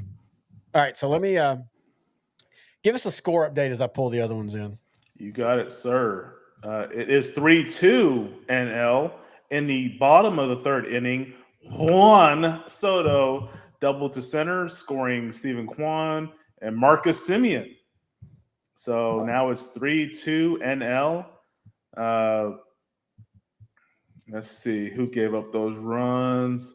Skeens didn't have a strikeout, but he had one inning. He had 16 pitches. He had a ball, or he walked a player, but it's 3-2 now. Yeah. I didn't hear you. My bad. Yeah, Juan Soto, 2-run double to center. Stephen Kwan, Marcus Semien scored. David Fry from Colleyville, Texas, is up right now, at least on my screen. Logan Webb allowed those runs for the NL. Oh, real quick. By the way, I'm having to upload the video. I thought I uploaded earlier, so just give it a few seconds. You're talking about you felt like Toronto had kind of reached the end with this talent group. Doesn't it feel like San Diego and them have literally had like the same trajectory where if you'd have told me in 2016 that for the next 4 years it would be, San Diego and Toronto creating this rivalry, and they've been to, we're about to have a tie. No, he is. Ooh.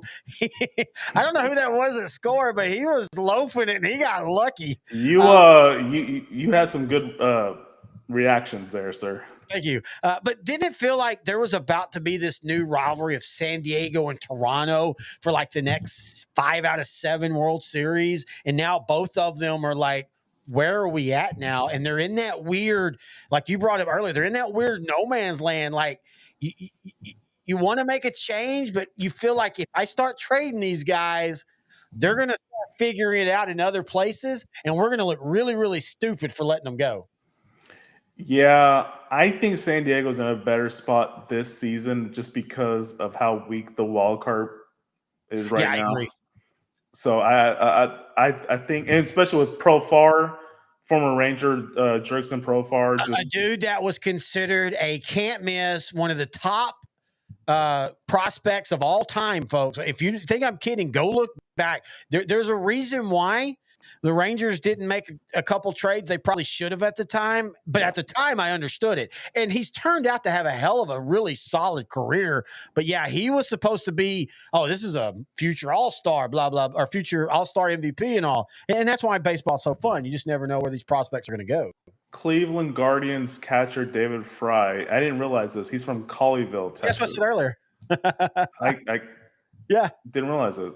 Oh yeah. This is also a thing that's a big change in baseball. He's 28 years old, but he's only had 2 years of experience in baseball, or in the MLB. He played a little under 60 games for Cleveland last season, and this is kind of his first full season in the big leagues. And now he's also. It seems to be like a growing trend of players spending a lot more time in the minors, and then 24, 25, now they're in the majors.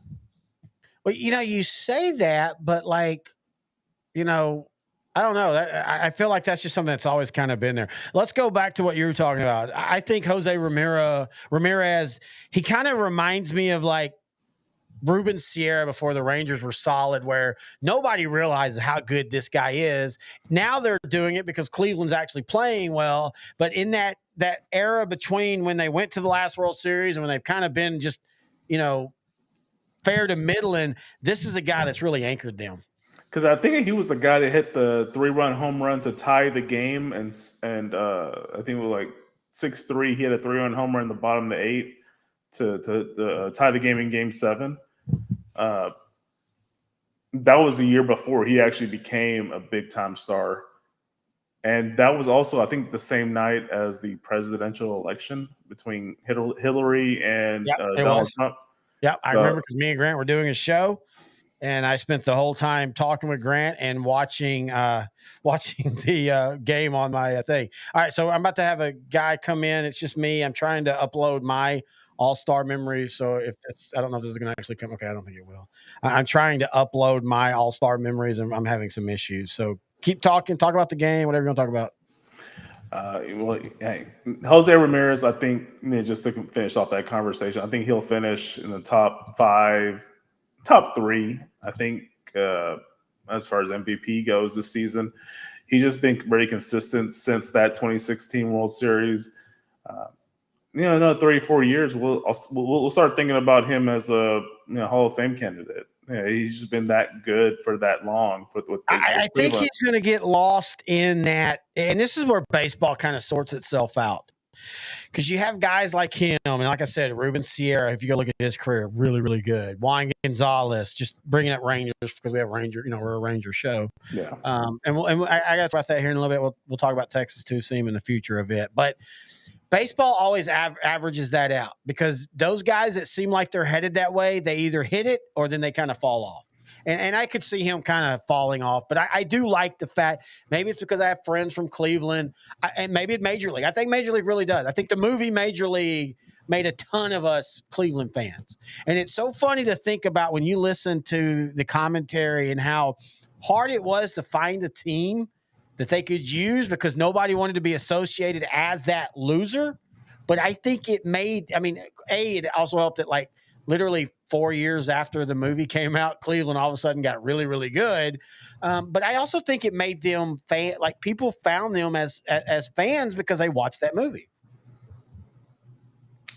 Yes. Out at first, Carew at second. Oh, here we go. So this is I'm a little older, and so I want to go ahead and give my part of this. We talked earlier to you about what you loved and all that as a baseball fan. I grew up, my love of baseball is my mom and dad. My mom and dad to this day watch every Ranger game. If there's a national game on, they usually will catch that too. They're big sports fans. We talked about that in the Washington football show. But baseball is very much all my life. We spent vacations going to the Rangers and Astros because I played baseball late into the season and we didn't have time to really go do like the trips that other people did because of baseball. So being a Ranger fan, yes, I was an Astro fan too as a kid, but I always leaned to the American League. And in 1983, the American League had lost like 9 in a row. I had never, I was only like 7 at this point, so it wasn't like I'd seen a lot of them, but I'd never seen the American League win. And Freddie Lynn of the Baltimore Orioles, Boston Red Sox, excuse me, then traded to the Angels, kind of one of those, what are you doing trades? And he is a stud, and this is what he did. It's the first and only, and I just want to let the video play. Why is it doing this? It's being weird tonight. Here we go. Third, 2 out. Base to be loaded. And he drives it to deep right. Back goes Murphy, away back, and there it is, the first grand slam in All-Star history. Adeline Hammaker, former three-sport baseball player. Here's his time at bat. Watch the reaction. He knows he touched it off. He's watching it. Pretty cool. Funny. It's funny. We were talking about earlier about, how baseball does and enjoy the moment. It's so funny though. In 1983, the first grand slam, they're going to show a side angle and they're going to move on to the next batter. It's crazy. Yeah. It's just, but I think over the years, producers, they overproduce. Yeah. But they got better over time, I would say.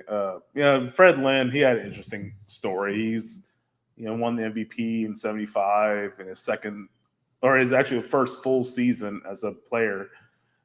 He was the Rookie of the Year and the MVP that season, 75. They also went to the World Series that season and had that epic 7-game series against the Red Sox. The Cincinnati Reds, yeah, Carlton Maybe Fisk. the best World Series of all time. Ooh, hot take. Well, not really a hot take. It probably was, yeah. It's got to be. I mean, and part of it is because you had hit an era where TV was better. I mean, I know it wasn't HD, folks, but man, like growing up in non-HD, that was still pretty damn good. Like you could see everything and all that. The only reason these videos look so bad now is because they're on HD screens. Yeah. And so the particling and all that pixelation and stuff. But like 75, the Carlton Fisk, the famous, stay fair, stay fair. I mean, again, that's one of those seminal moments that brought people to baseball. Man, feel sorry for Fred Lynn, man. He went to Baltimore in '85, 2 years after they won their last World Series. I was thinking about. And then he went to Detroit in '88 in a trade from Baltimore. 4 years after they'd won. And they were still, Detroit was still, Detroit 80s. That's one of those, why didn't they win more? Like, and the '87 team might have been just as good, if not better than the '84 team, but they ran into a randomly hot Twins team in the playoffs. Dan Gladden and the Minnesota Twins. Yeah. I used to have a poster on that. But all right, so that's number one for me, 1983. And by the way, honorable mention for me is every All-Star I saw as a kid. Like that was I'm serious. That was such a big moment. Like I can remember, I still remember, I think this was 1987. And I was over at a friend's house, Rocky Hargis, and we would go and we would watch an inning of the All-Star game, and then we'd go out in the yard and play wiffle ball. And then we'd go back in and watch an inning of the All-Star game. We'd go back outside and play wiffle ball. And I mean, you built, and I know my dad's listening. I kind of think that our little league back then actually always made sure there wasn't games played on the All-Star game. I feel like that we everybody was at home watching that. So anyway, so 83 is my first one. 89. This isn't a game. By the way, Nolan Ryan got the win in this one. This is because Bo Jackson and also Wade Boggs, but everybody forgets the Wade Boggs part of this. But this is Bo Jackson telling the world how great he could have been. Bo Jackson making the catch on the ball hit by Guerrero to prevent further damage. And now the American League will be coming up, leading. Oh man, I with miss the National you. League leading 2-0. Vin Scully, the other guy. Okay. Up, we talked about Ozzie Smith and the you former President Ronald Reagan. Jackson does baseball and football, and you did football. Yes. I missed that voice. I played for real in a much earlier time. I'm coming home. But that bow down there, that's a pretty Bo interesting Jackson, hobby. that's Rick Russo. By the way, the funniest thing is, I noticed this. So my first two memories are home runs against Giants pitchers. Maybe there's a reason why the Rangers lost to the Giants. And by the way, I said this earlier, Shreveport. I was a fan of the Shreveport Captains, which was a minor league team of the San Francisco Giants. Oh, okay. Never knew that. Yeah, so for 20 years. And Shreveport was really good. Like they won multiple Texas League titles, all that. But yeah, it was always weird. Like I was a big fan of the Astros, but their biggest rival at that time was the Giants. I mean, in the 80s, man, it was the Dodgers in the early 80s, the Astros and the Giants. They were all battling. And so it was weird rooting for these guys until they went to the Giants and then hating them. But this is all about Bo Jackson. And Wade Boggs, but nobody remembers that. Bo Jackson winds up playing football. I don't know if there's ever been anyone doing it. Hey, he's remarkable. Okay, you know how he went back on the pitch earlier? Yeah. I want you to watch this pitch seriously. This is a really good pitch by Rick Russo. This gets 90% of the batters out. Watch where he hits this. Playing football. I don't know. Oh, wow. You feel like that, didn't you? It had some curvature. It went down low. It looked like it was going to go over the plate, knee high, and it went really low. And he still crushed it. Amazing. So what Rick Russo is throwing there is called a split finger fastball. Roger Craig, the manager of the Giants at this time, was a pitching coach and a pitcher. Not to be confused with the all-pro running back for the San Francisco 49ers. I never realized that. Wow, that's funny. But he taught a split-fingered pitch. Mike Scott, Astros Cy Young winner. That's what he threw. And the split finger in the 1980s, I mean, it's big now, but in the 80s, it was, I mean, you'd never seen it because it looked like a fastball, but then broke.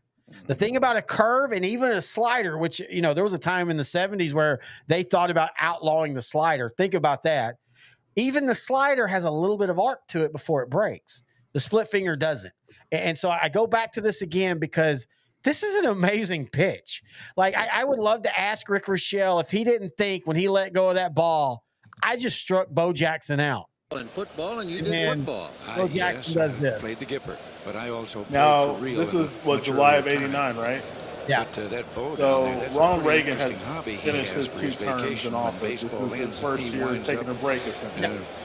playing Papa football. Bush is in his one and only term as president. So that's why, you know, Reagan looks a little bit refreshed for his exactly. age. Good point. Good point. He already served 8 years, and then Bo Jackson just destroys. No one was built like Bo Jackson back in the late 80s, man. It's crazy. 89 and 90, his 89 season with the Royals, and then his 90 season with the LA Raiders. Crazy. It's just so sad he had that injury in the playoff game against the Bengals. Well, you know, it's funny. We talked about with Mickey Mantle. We talked about with Josh Hamilton. I think there's something to the – will we ever see the true perfect baseball player? I think we've seen a lot of iterations, but for whatever reason, they're outside of Barry Bonds type. They're never able to stay healthy enough. Trout was Trout's on that level, yeah. Mike Trout's a Hall of Fame player. He will make the Hall of Fame. You think so? Oh, yeah. If he retired today, Mike Trout makes the Hall of Fame. Okay. I don't know if I agree with that, but yeah, okay. So here's the thing about baseball. And this is one of the things I still love about baseball. Baseball still doesn't force you to have titles to be successful. True. Like, baseball is still the one Hall of Fame. Well, basketball doesn't count because basketball's Hall of Fame is just way different. And I don't mean that's a bad thing. It's just way different. But baseball's Hall of Fame is how great you were. And this is a guy that won 2 MVPs, has been top 5 in like 5 other times, probably could legitimately have won it every year, just pure stats wise. And if he retired today, it's because of injuries. So he makes it. I really see Trout doing a Ken Griffey where he's going to play another 5 to 10 years. He's not going to be great, but he's going to be good enough. I mean, he's already got 389 home runs. So I see it, or 378 home runs. He's 50 away from 1,000 RBIs. He has 212 stolen bases. So let's say he just plays 5 more years and he hits 25 home runs. Yeah. That's going to put him up there at 500. Yeah. You know, and so I think, and also baseball is the one sport where longevity never hurts you. That's the thing about other sports. Like, I'm sorry, he was MVP 3 times. Yeah, you win the MVP 3 times. Yeah, honestly, the 2010s he was relatively healthy. It was you know, going into after the COVID year 2020. That's when he started having the rash of it. The 3 of the last 4 years, he hasn't played he didn't even play half a season. I'll tell you what, man. It feels like he might have had way more of a Ken Griffey career than we realized. Because if you look at Ken Griffey, man, he stayed healthy from 1989 to 2000. He had the 1 year in 95. I think that's when he broke his, I think it was wrist or ankle. He was going for a catch and he broke it. And other than that, though, he's fine. He played a lot of games his first year with the Cincinnati Reds. He played 145. And then he went 111, and then 70, and then 53, and then 83. But then Ken Griffey in 2005 kind of got that uptick again where he was playing 100 games. If you look at Trout, man, he feels like he's going in that same era where, you know, for about 5 years he didn't play a lot of games, but if he can find himself to get healthy, get on, you know, and all that, yeah, I definitely think he's a Hall of Famer. But anyway, so let's not remember the second part. Nobody remembers that Wade Boggs went back to back, and that was actually the historic thing about this. First time I think it was a home run or all-star back to back. No, the historic thing about All-Star Wade Boggs games have all is been his hit by alleged the American League. airplane. And boy, that thing was really 27, crushed. 37, 47 beer. You were talking earlier Now, about how baseball makes you feel hang on. young. Rick Russell, the pitcher, is 40 years old. He is almost the Dang, Russell is 40 years old here? Yeah, so that was the thing. So Roger Craig, that's one of the things he did. He always seemed to have older pitchers as a starter. He was a big believer in the veteran starter. You're going to give me 7. It's not going to be pretty. You've seen Major League, right? Yeah. You remember the pitcher that puts all the stuff on his body because he lost his fastball? Yeah. Basically, I mean, that's actually, again, go back to 86 and the Mets and talking about Mike Scott. They always claim that his split finger was scuffed. Probably was, because that's what Roger Craig was kind of, I mean, but that's what he wanted. He wanted that guile that you give me 6 tough innings. But let's bring up what you're talking about. So Wade Boggs, legendary, supposedly could drink like 70 beers on a flight. That's impressive, but you also got to remember there was a time when the beer was like a 6-ounce can. We're not talking about a tall boy like today. It's 24 ounces. Again, still impressive, but I kind of feel like that probably had a lot to do with it. So Rick Rochelle's 89 season, he was 40 at this point. 17-8 with a 2.94 ERA. This was his last great season. Yep. He played 2 more seasons with the not 49ers, with the Giants, and then he retired at 42. That's why he sucked. He played football after that. Anyway, go ahead. Continue. Mm-hmm. What do you? Oh, sorry. As you were drinking. I'm drinking what? What do you mean? I'm just hydrating, sir.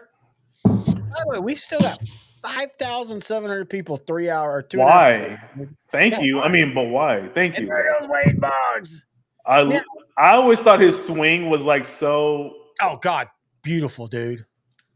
So you say beautiful, like it always seemed like he was like off balance anytime he hit the ball. But he did this like little thing.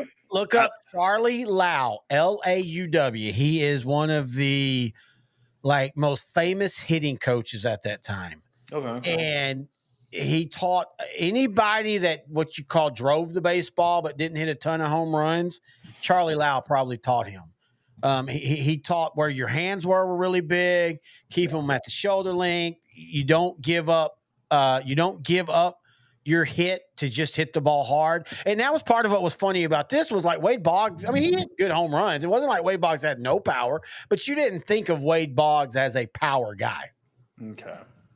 I can't remember what my next one is actually. Yeah. I never thought of him as a power guy. He was the 300 batter, consistent, long term. And then, for me, I always think of him as finally getting that World Series with the Yankees in '96, riding that horse around Eric Davis, dude.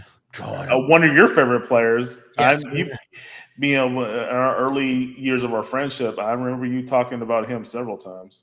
Yeah, he was a guy that was on the way to a Hall of Fame career. He was one of the first guys that wore high tops as cleats. That was so amazing. Yeah. He played for a Reds team that was always fun. Of course, we remember when they upset the A's and beat them. Lou Piniella was the manager. Okay, we'll go to the next one, man. But yeah, Eric Davis, and again, he's another guy. Injuries just took him. He went to the Dodgers, and he just never was the same. But he was fun to watch. He was athletic. Yep. He hit and stole the ball. Stole bases. He was part of that era where you did both. But anyway, so this is what we were talking about earlier. My next memory. We always talk about the home run derby, and the home run derby is a lot like the slam dunk, where sometimes the most iconic thing doesn't even win. And so I go back to, Camden Yards, and this is definitely a top 10, I think, at least home run derby moment. You didn't have to wait for them. Even the outfielders knew they were going out of the park. They sure did. One thing, too, sir, right. This time of day, when it's very hot, the ball really carries anyway. Not that either of those needed any breaks. They were both hit outside. I can barely hear you, but you sound like you're panicking. No, I was laughing. Okay, so I got to go back again because this is the 93 All-Star game. This is the home run derby. At Camden Yards, and as you talked about earlier, Camden Yards had just been opened. Camden Yards still to this day is beautiful, even though they've had to make some changes. Yeah. In fact, they've done the home run thing now. They've lengthened the field. But this was a great moment. Ken Griffey Jr. in the home run derby. He does something that has I don't know if anybody else has ever done this before, but he hits the warehouse in right field. Yeah. I think that might have been the first time. I think it's the only time. And that's iconic. But he doesn't win the home run derby. Juan Gonzalez wins the home run derby. Yeah, 93. Yeah. I think, yeah. It was Juan Gonzalez. In fact, what people don't remember is the first few years, Ruben Sierra and Juan Gonzalez both won home run derbies. And then Josh Hamilton had his home run. The Rangers have a good, we all know that even if you're not a Ranger fan, I think most people realize, they were a team that has always just consistently been a home run team. Yeah, and back then, the home run derby, man, that was part of them. But nobody remembers that Juan Gonzalez won this because, again, Ken Griffey did this. But the thing is, Juan Gonzalez, man, he was hitting some bombs. But I go back to what we were talking about earlier, that there's just something different about a left swinging power hitter compared to like watch Juan Gonzalez right here. This is some beautiful swings.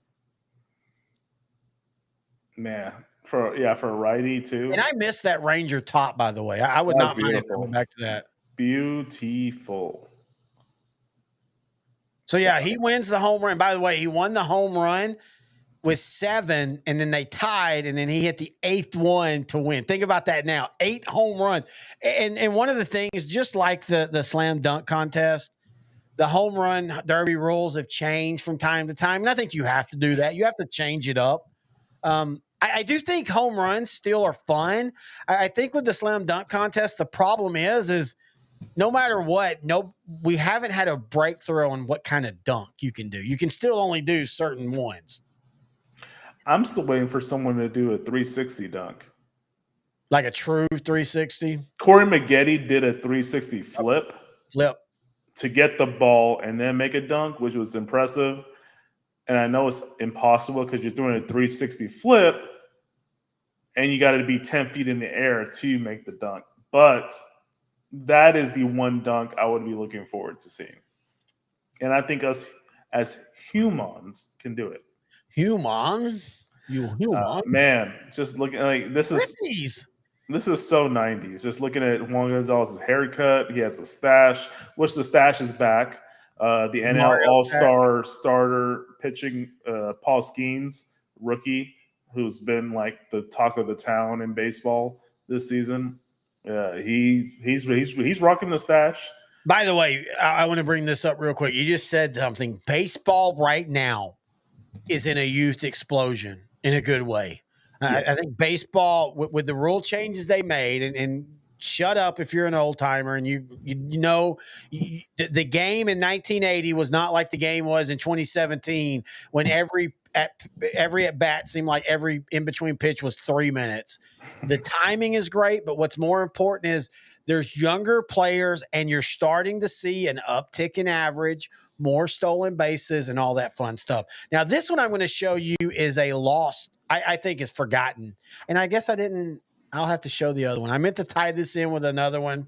Julio, is that Hank Blaylock? Hank Blaylock. Oh, wow. Hang on. I'm going to have to pull up the other one because the other one actually, for me personally, means a little bit more. And that's 1991. Okay.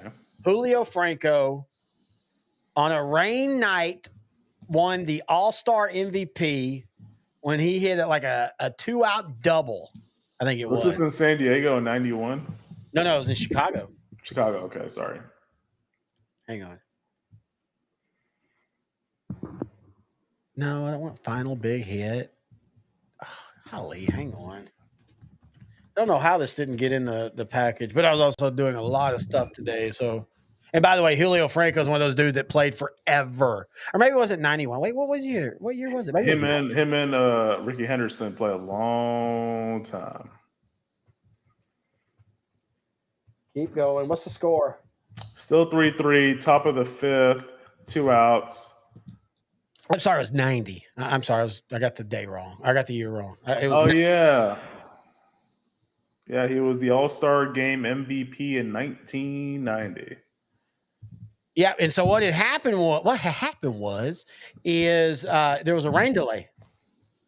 And it was rainy, and it was kind of a boring game. I'm gonna have to find this. Holy crap! Oh, in '91, he had his 200 hit season and won the batting title. Oh yeah. This was. I guess that's why I remember '91 more. Yeah, me too. Yeah, he was, dude. I mean, again, you want to talk about these Rangers that? Oh wow, it's crazy to see Barry. Was that Barry Bonds? Wait. Yeah, I guess it was 90, wasn't it? Holy crap. You forget how long Barry Bonds played for the Giants. Well, Barry Bonds came to the Giants in '93. Then who was that? Am I being racist? Yes. Who is that? Might have been Bobby Bonilla. No, he wasn't a Giant. Oh, he was Kevin Mitchell. Kevin Mitchell. Sorry. It's Kevin. I wasn't. Wow. Well, no. You son of a bitch. Cancel Terry. No, I'm not showing you. I was skimming through really quick trying to find the Julio Franco moment. Hey, Kevin Mitchell, that's another one of those had a couple moments that was fun. Yeah. Where is it at? Why is this not showing? I'm having to go through an actual broadcast and find. Oh, Sandy Alomar Jr. That's a memory. Great player back in his day. Do you think Roberto Alomar is not in the Hall of Fame because of the spitting, and it turned out like a lot of people didn't like him and all that? Wasn't that Roberto, his brother? That's what I just said. That's what I said. I think you said Sandy. Sorry. No. I brought up Sandy, but I carried it over to Roberto. Probably. He was one of the greatest second basemen I've ever seen. But oh yeah. Again, when I was watching, he won a World Series with the Toronto Blue Jays in '93. So, like, I already had high regard for him, and then he carried that over to Baltimore. And then, of course, the spitting incident kind of hurt. Man, I really thought he would have already been in the Hall of Fame by now. Well, he also had the whole allegations when he was in the front office of sexual assault and that probably will. Yeah. Well, man, I guess I can't find it. I had it earlier. I don't understand what happened to it. Let me see if I can find it on here. Sorry, I really want to show this. Anyway, I'll show you Hank Baylock. So Hank Baylock in 2006 in Chicago, Eric Gagne, who was lighting the world on fire as a closer, was a blast to watch, was amazing. And they were literally kind of like talking like, hey, this game's almost over. Thanks for joining us. And then this right-handed pitching is Blaylock.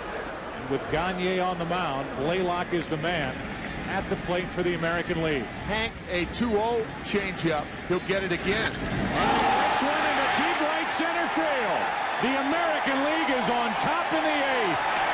Blaylock, a pinch hit, 2-run home run. Now, I bring this one up because he should have won the – I'm not going to say he should have won the MVP. By the way the All-Stars had always done, he should have won the MVP. You saw Garrett Anderson celebrating. He won the MVP because he had 3 hits and like a triple, a double, and a single. And he deserved it. But there was an era where if you basically as a batter score – I mean, I don't know if Julio Franco deserved it or not in 90. It was a really ugly, low-scoring game. So he's like literally the only offense. But like Hank Blaylock kind of got screwed. But it's still a fun memory that I think everybody forgets. Yeah.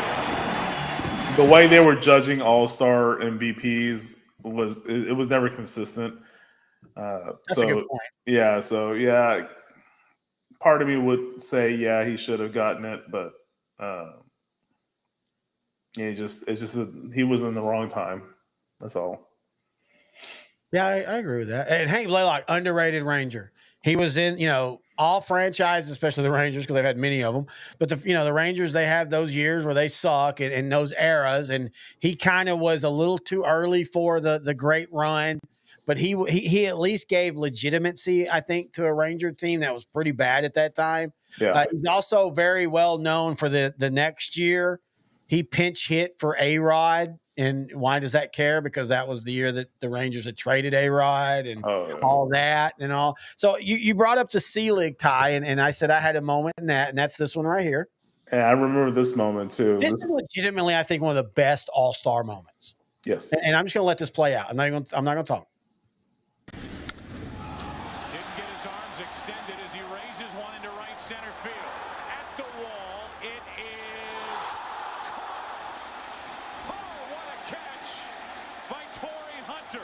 by one of the game's young rising star, and who actually lives out in the DFW area, Torrey Hunter. Yeah, him and Vernon Wells were two of those guys that were always going to be Rangers at some point. So, and Minnesota was on the come up in the 2000s. Yep. You know, Tom Kelly's last year, they had a winning record. Then they hired Ron Gardner to be their manager, and he led them to a great decade. And then, yeah, he was kind of the catalyst toward that, and it's just kind of symbolic in a way. Barry Bonds, of course, 2002, he was killing it. Of course, he had the controversy with the performance enhancers, but that was a great hit, and it was a great catch. It was a great moment. That is a moment I do remember. I mean, I just finished high school. I was going to college. So obviously at the time of the day, I wasn't working that summer. So I definitely remember watching this whole game. And it was a great moment. And it was such a fun in the moment. It's one of the few times that you got to see Barry Bonds be fun, because as much as I love him, and it's a great comparison. Him and Ted Williams kind of had a lot of the same things about them. For Barry Bonds, it was growing up seeing his dad. He felt kind of wronged by the media. And I think Barry Bonds needs to accept that his dad, Bobby Bonds, as great as he was, Bobby's admitted he had a huge drinking problem. He wasn't the nicest guy and all that. But it became, and I'm not saying they're wrong. For Barry, it became a little bit of a racial issue. Yeah. Willie Mays, his godfather, even told him, like, never trust the media. Yeah. And all that. And so Barry Bonds wasn't well liked, but I thought this was a really fun, like, in the moment, you're seeing a guy who's just enjoying baseball. Yeah. It's just a snapshot in time. It almost seems like Barry Bonds wasn't this happy since his Pittsburgh days.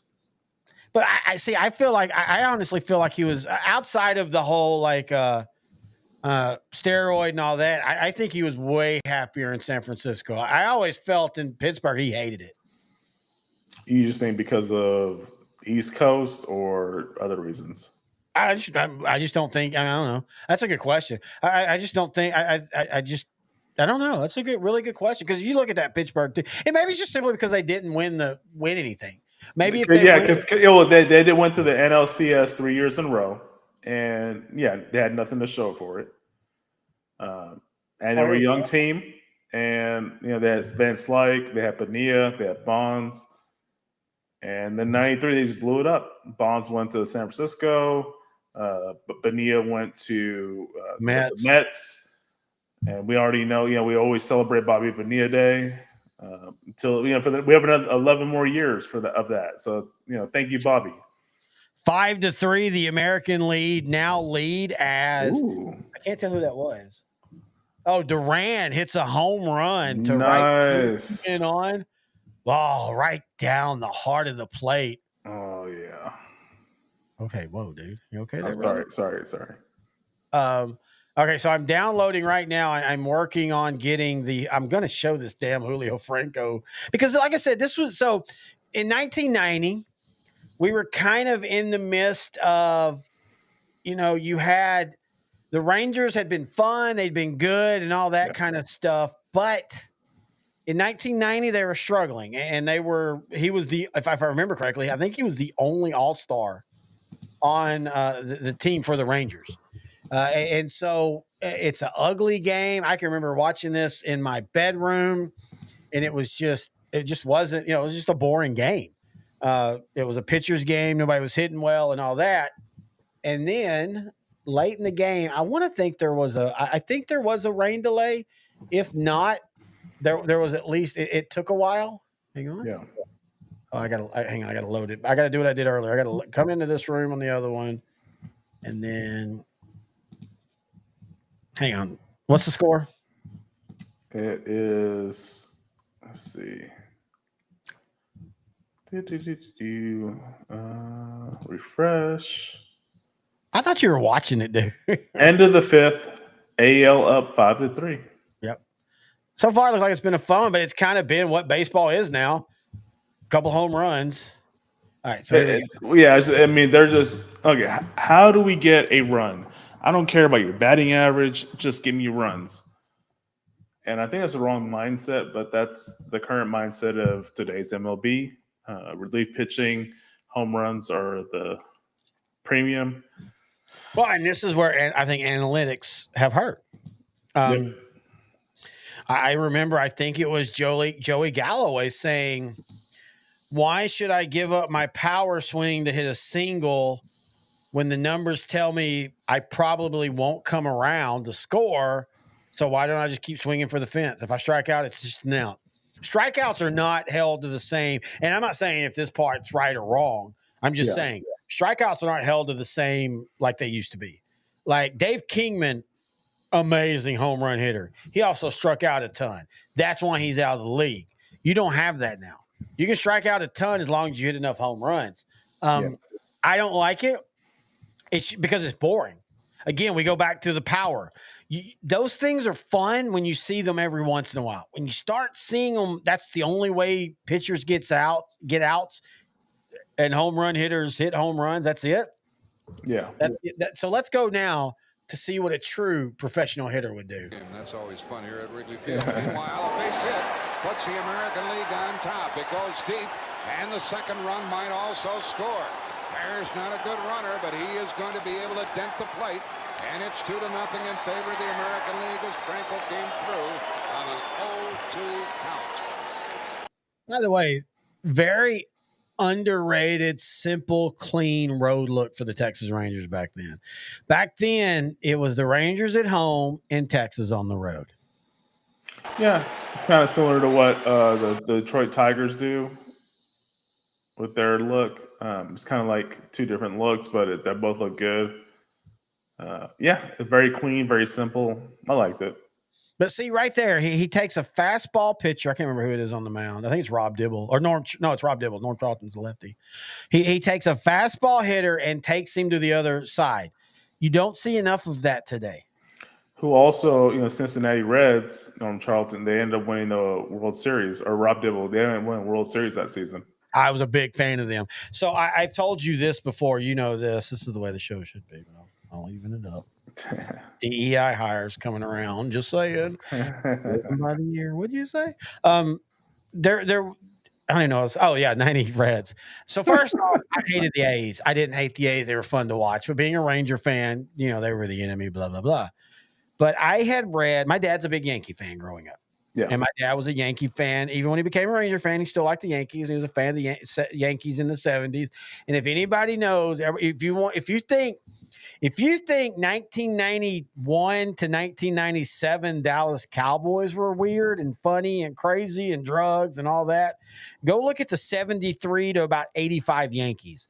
There's a book and a TV show. People forget about that ESPN show called The Bronx Zoo. You remember that? That did an episodic look at they were just you're in New York, you're in the biggest city, and you're George Steinbrenner. Everybody is bigger than life, right? Yeah. And Lou Piniella was just this everyday grinding left fielder. My dad was a fan. I read his autobiography. I love reading sports autobiographies and behind the season looks and things like that. Yeah. And so Lou Piniella wrote a book called Sweet Lou.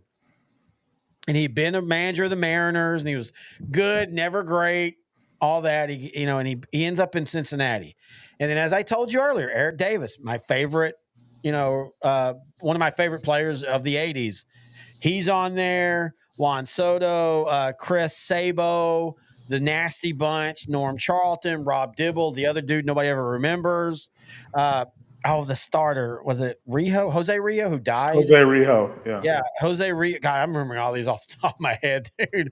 And they go and they play the A's, who in 88 had got upset by the Dodgers, but that was the Dodgers. That was Kirk Gibson. That Dodger team, people forget, that Dodger team was really good. And it wasn't, Earl Hershiser's 55 inning, no scoring streak, all that. The Reds were this fun-loving. They hit the ball well. They pitched just good enough, and they beat the A's. And that was just such a fun era of that team. And so it was also cool that Julio Franco hit it off of, I'm not going to say I was not an Astro fan at the time. I was, but they weren't really great in 90. I was a real big Reds fan in 90. I watched as many of their games as I could. So that's why that as a kid, and also honestly, in 1990, I'm 15. That's kind of running the end of my, all these sports are like godlike figures, they're just, oh my God, they're epic and all that. And so I always go back to that 90 game and just how just being in Wrigley Field and him in the Ranger Road Gray and just being Julio Franco, who I still feel is one of the most underrated Rangers. Like, I really wish they'd have picked him up at least one more time when he was playing when he was 92 years old. I think he's still playing in Cuba right now or somewhere. No, I really do. If he is, that's awesome. Julio Franco, like him, like Ricky Henderson, they were just ageless. They just kept playing and playing and playing. Harold Baines, I'd say to a smaller extent, was like that. These guys just had longevity, and it's just pretty awesome to see these athletes still perform at a high level at such an advanced age. I always loved Julio Franco for his awkward stance. His batting stance was just like that. You know what the great thing about that stance was though is people never understood. Same thing with Jeff Bagwell, with Mickey Tettleton. You remember Mickey Tettleton used to do that? Mickey Tettleton, yeah. So the thing about it, go watch Julio Franco. He starts here, but when the pitch is being left, he's in what you call Cox position. Yep. Always shoulders, elbow, bat, reload, power through. He was absolutely a blast to watch. And when I played baseball as a little leaguer, I had a guy, his name was Glenn, I think it was Fry. My parents are still listening, they'll tell me. And he taught me how to hit. And he was like a guy that had played in the minor leagues, and he was a good baseball player. And he I never went that far over, but he taught me the same thing. He was like, no matter where you start when you're about to hit, you can start up, you can start down, you can start whatever. You have to be in this position, shoulder, elbow, arm. And so I think maybe that's why I always and he also played second base, which was one of the positions I love to play. I always just loved Julio Franco. He's what you used to call a professional hitter. He would fall out of bed and go 2 for 4 every freaking day. And I guess that's the part that I miss so much about. You don't see hitters like that. You had the Marlin guy a couple years ago, $110. Like seriously, he weighed $110. What was his name? And I think he went to Seattle and kind of flamed out. But he won a hitting title. Luis Ariz. Yeah, you know what I'm talking about. Yeah. He was like the last guy that just hit and he lost his position. He lost his job because he didn't hit for power.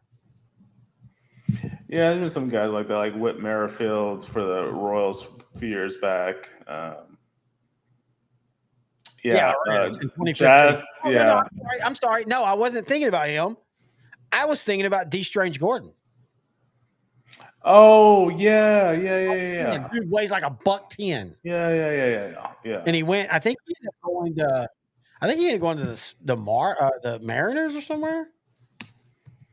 D. Gordon, baseball reference. Yeah, Mariners. He ended up at the Mariners. D. Strange Gordon. Yeah, that's what I said. D. Strange Gordon. You know what his dad was, right? No. Oh, is it Flash? Flash Gordon? Yes, sir. Yeah. Him and Darren Oliver, man, they were if you needed an African American in the bullpen, just get Tom Flash Gordon or Darren Oliver. Not just a good bullpen pitcher, a African American bullpen. You know what? We don't have enough of African. Is Tom Gordon? Hey, he's with the Royals. What about I remember him as a starting pitcher back in the day. Yeah, he was. I mean, yeah, he was. I'm just saying he became an arm. He was one of those guys that, like, it always felt like he was about to touch greatness, and he never quite broke through. He made an all-star game.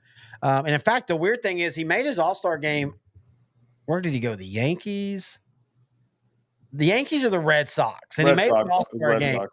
And like the year he made it, he was good, but he wasn't great. He was like 8-6 with a 2.8 ERA, but like it wasn't like there was a couple years with his Royals, he was like 12-6 and stuff like that. And it almost felt like that was more of a legacy. Like, hey, you know what? You've been really good, but you played in the Royals when the Royals kind of started sucking.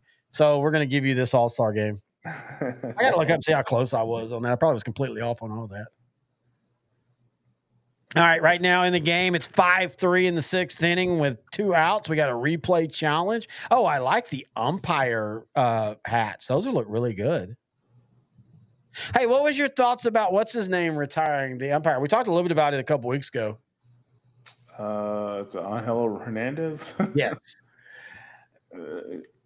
Years too late, I guess. We kind of need those type of umpires. Like, I'm 100% fine with robot strike calling. That's where we're headed. Oh, somebody's out. Call overturned. Oh my God! Controversy at the All-Star game, folks. Controversy. How the hell do we still have 3,700 people? I'll go to bed so we can go to bed. That actually ended the inning. So we go to the bottom of the 6th. The AL's up 3-2. But I kind of am going to miss the Angel Hernandez, the Joe West, the guys who were just good enough to get the job, but the guys who were not always good. You know who Joe West is, right? Yeah. Look at you. You'll see the picture. Oh yeah, he was Angel Hernandez before Angel, and Joe West was like an umpire for like 25 years. Oh wow. On Facebook, I had posted a comment about, in reference to yesterday's anthem performer, Ingrid. Oh, yeah. I was going to play that as a joke, but she came out today and said that she was going to rehab, that she was intoxicated. And to be honest, I didn't watch the home run derby. Of course, I saw all the things popping up, and then this morning when I was getting ready for the show, I looked it up. It's bad, folks. Like it legit. It's not Carl. Well, yeah, it's Carl Lewis bad. Like, if you don't know Carl Lewis, go look up Carl Lewis. Charlie Steiner still has the greatest ESPN moment of all time when he can't stop laughing at that. And I was going to make the jokes, but she came out today and said, hey, you know, I'm going to rehab. You can say if it's a PR moment, whatever. But yeah, I'm not going to make a joke, but let's be honest. That is legitimately the top 3 worst ever national anthem in a sporting good game. Yeah, it definitely was. I hope she gets the help she needs. Carl Lewis is a little 40 years too late, but, Ingrid, won a lot of awards in her career, so definitely hope she has the help. She gets the help she needs, and she has the comeback. I've got to show this. So what makes Carl Lewis's more funny, in my opinion, is like he starts singing really bad, and then he's like, "Oh, I didn't hit that one. Hang on, I'm gonna hit this note," and then he doesn't. But what for me made it even better is Charlie Steiner, who, by the way, recently has had some issues health-wise. I hope him well. He's one of my favorite. He is part of that Sports Center era. You know, him and Dan Patrick. Whoa, where'd you go? I'll be right back. Okay. He's part of that era with Patrick and Keith Olbermann, Kenny Maynes, and all them, where you would watch, every moment. But here is, to me, that's not the one I meant to do. I meant to do this one. Yeah, here it is. Okay. So this, as bad as the other day was, this is worse right here.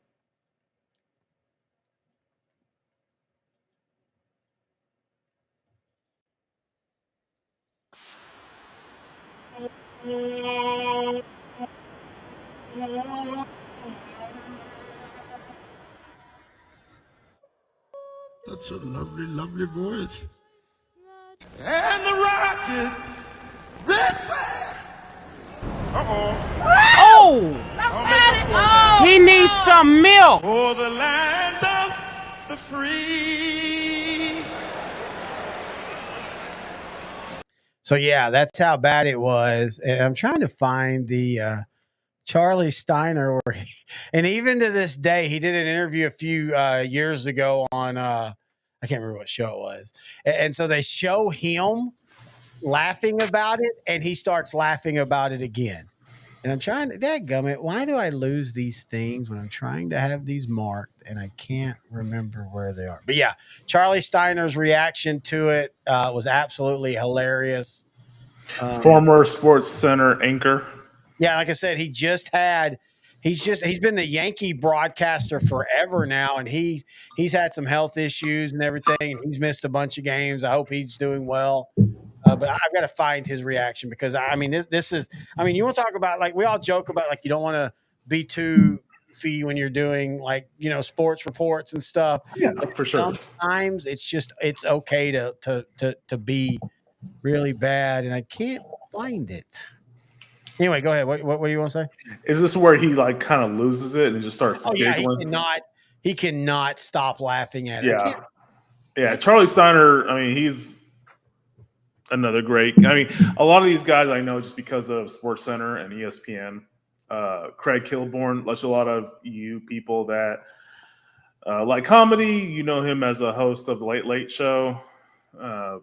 But he was a SportsCenter anchor, and he was also an old school. He was that douchebag boyfriend that, he's a tall, blonde asshole that kind of rubbed people the wrong way. And he actually kind of played that character a little too well. Wait, who? Craig Kilborn. Oh, yeah. He was that first really dry, sardonic, like you couldn't tell if he was joking or not at sometimes. Yeah, and he was a little too good in that role. And but yeah, I liked him. I liked Charlie Steiner, Dan Patrick. There was a lot of great anchors back then. And, okay, here we go. Yeah, I know exactly what you're talking about. And once you find that video, everybody's gonna be laughing about it. Oh, I will admit, to this day, when I was watching it earlier, I was laughing my butt off. Hang on. let me get rid of all this stuff we have over here. We do appreciate everybody. Dude, there's still 30. Really? Why? I want to go to bed. I mean, please stay, but we kind of want to go to bed. Yeah. Hang on, think about, like, our Washington video did so well. 63,000 people have watched that. Crazy. We really appreciate it. Okay, so here we go. You ready? Yep. I love this. Do it. I miss this era of SportsCenter. Same. Anthem. Oh, say, can you see? And the Rockets, red flag. Sarge National Anthem.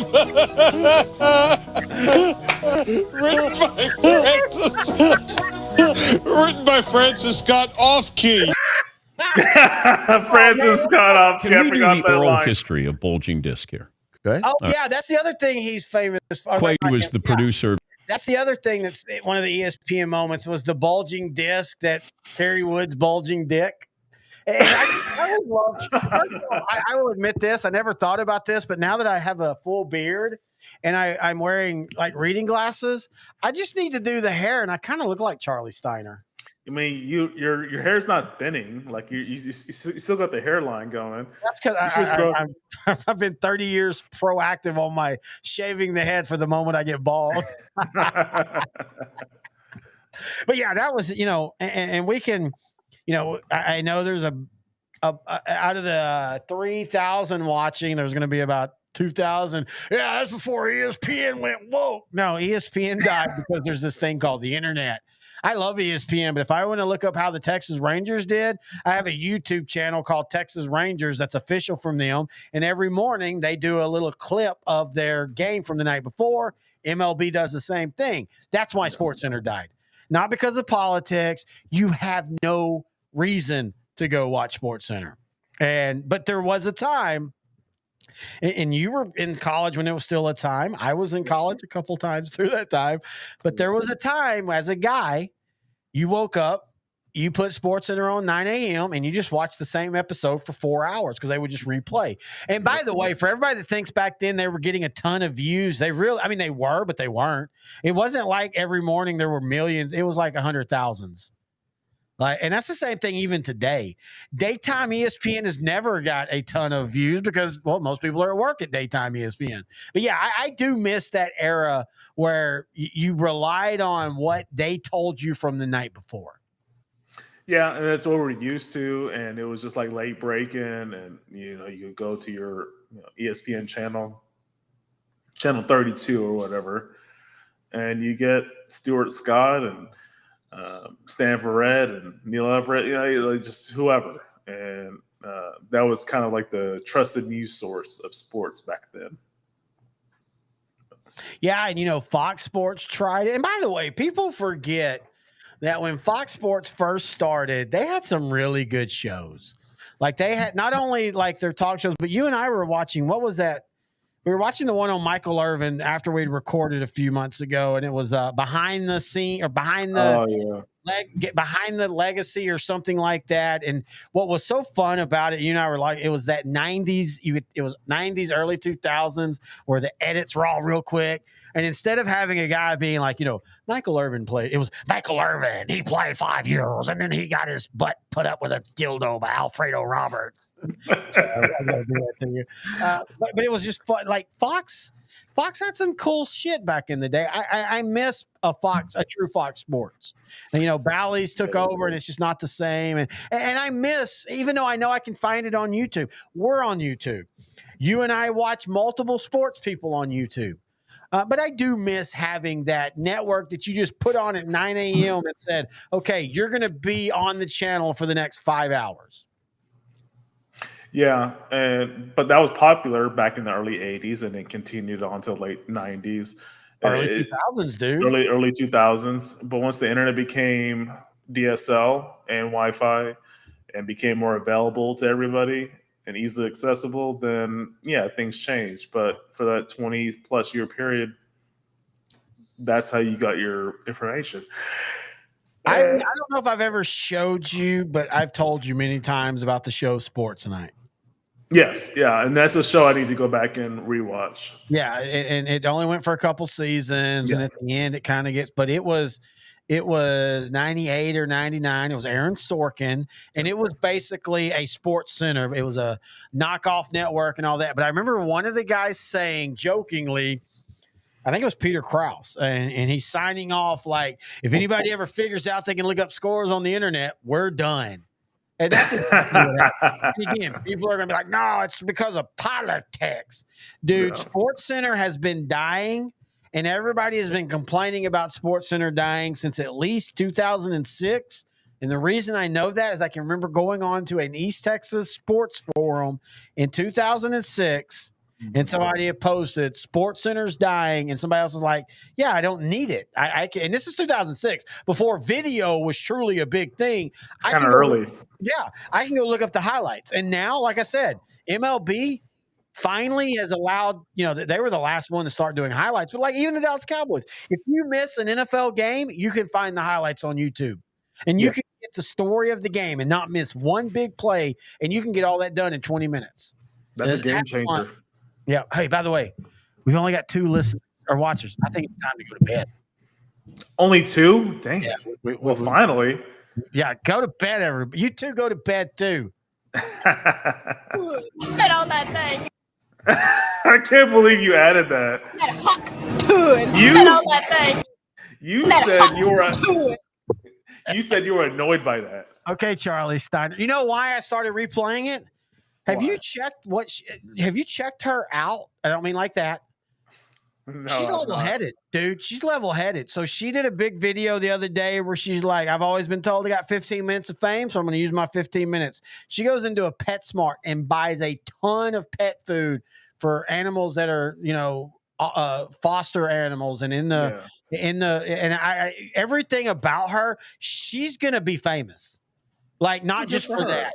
And she's very level-headed. She understands everything. She's turned down multiple stupid horror movies that would, probably give her enough cash to live. But she's like, yeah, I don't want that to be my, my legacy. I'm going to take this goofy thing. And by the way, it's so stupid. Some of the people getting offended by that. Jesus Christ. Y'all wish she would hawk Tui on you. Anyway, I think we had a really good All-Star show, dude. This was great. This lasted longer than I thought it would. By the way, I'm saying this with 2 people left, so sorry. I meant to say 3 people, by the way. Welcome. Texas 2 Seam has been shelved mostly for the rest of the year.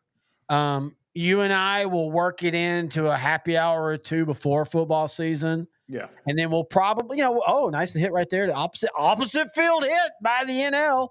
But we'll probably work it in even to some of the in-season football show, OutDrank The Coverage. Because remember, if you don't know, every Monday during the football season, intern Noah and I are basically going to do this for the Monday Night Football. We're not going to watch every game all the way through, but we're going to at least start the game and be talking and kind of following. And we'll follow it a lot more. I mean, this is the All-Star game. We'll follow those games a lot more. Of course, you'll be in studio for the Dallas Monday night game. But we'll also bring up some baseball. But Ryan Fox, who was our Texas two-seam host, he went on to Lyons College in Arkansas to be the communications assistant. And we do wish him well. Congratulations. But that's just we just don't have time right now to do Texas two-seam every week, but we will work it into our happy hours. Yeah, we're definitely not butthurt and pissed that. Oh no, I'm happy for Ryan. This is awesome for him, dude. He was, he had done a lot of great things when he first started with us, and he did a lot of great things. And I would love to have kept him with us. I think he would have done great things, but he's going to do great things there as well. And we're definitely not going to enact revenge on him at some point in the future. No, we're not packing up the car to go to Lyons College tonight and burn his house down. Not at all. Yeah, definitely not. I got to get some gas, by the way, for other reasons. Yeah. And paint thinner. Wink. Yes. Wink, wink. Anyway, I think we're going to go to bed, dude. I got some soup to eat. All right. Well, enjoy the soup. Thanks for sharing. Hey, by the way, what are you doing Friday? I am going out to a friend's house. Cornholio? Cornholio, and talking about the Philadelphia Eagles and the 1990s honorable mention. By the way, nobody is talking about the season that Ozuna's having right now. He's at the back. With Ronald Acuna being out, he kind of stepped up for the Braves. He really had. And you were talking about, I think they have been disappointing for them. Yeah. And it kind of feels weird. Are we about to have another Braves run where we're going to look back 5 years from now and go, how did they only win one World Series? And it wasn't even their best year. It really wasn't. And again, that shows you why, nice play. That'll end the seventh. That'll end the top of the seventh. We'll go to the bottom of the seventh. The American League is winning 5-3. Been a fun game for the most part. I mean, I haven't got to watch all of it, but I mean, it seems like people are really engaging. I'm looking at social media and people are really, really engaging. So that's awesome. All right. So Friday, we're going to be recording. Now, those won't be up Friday. We'll put them up over the next couple of weeks. By the way, check out our Patreon. I'm sorry, I forgot to post that. Check out our Patreon, patreon.com/OutDrank The Coverage. We're trying to, we won an appeal on YouTube. So Bad Movies and a Drink, Any Given Sunday will be up live next week. Yes, that was a great show. I love the Roadhouse. I'll admit though, Any Given Sunday. And that's the one thing I forgot to say. Crap.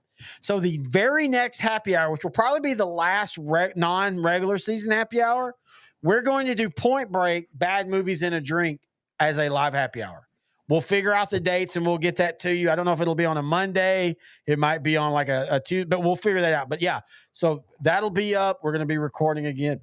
The Phillies OutDrank The Coverage and 90s honorable mention. Yeah, which ended up being more teams than we realized. It's kind of funny when you look at it, the 70s and the 90s, the Cowboys were great. And, they had a lot of rivals. Why don't we have a lot of rivals from 2000 to now? Exactly. Anyway. Good reasons. Yeah. You can email the show, odtshow@gmail.com. You can find us on Facebook, OutDrank The Coverage. You can find us on Twitter, X, whatever, at OutDrank You. But I'll tell you what, it's tough going on to X right now. So much porn, and I spend so many hours blocking it. But we're still there. Anyway, until next time, here is intern Noah's last words. That hawk too and spit on that thing. Spit on that thing. See you later, folks.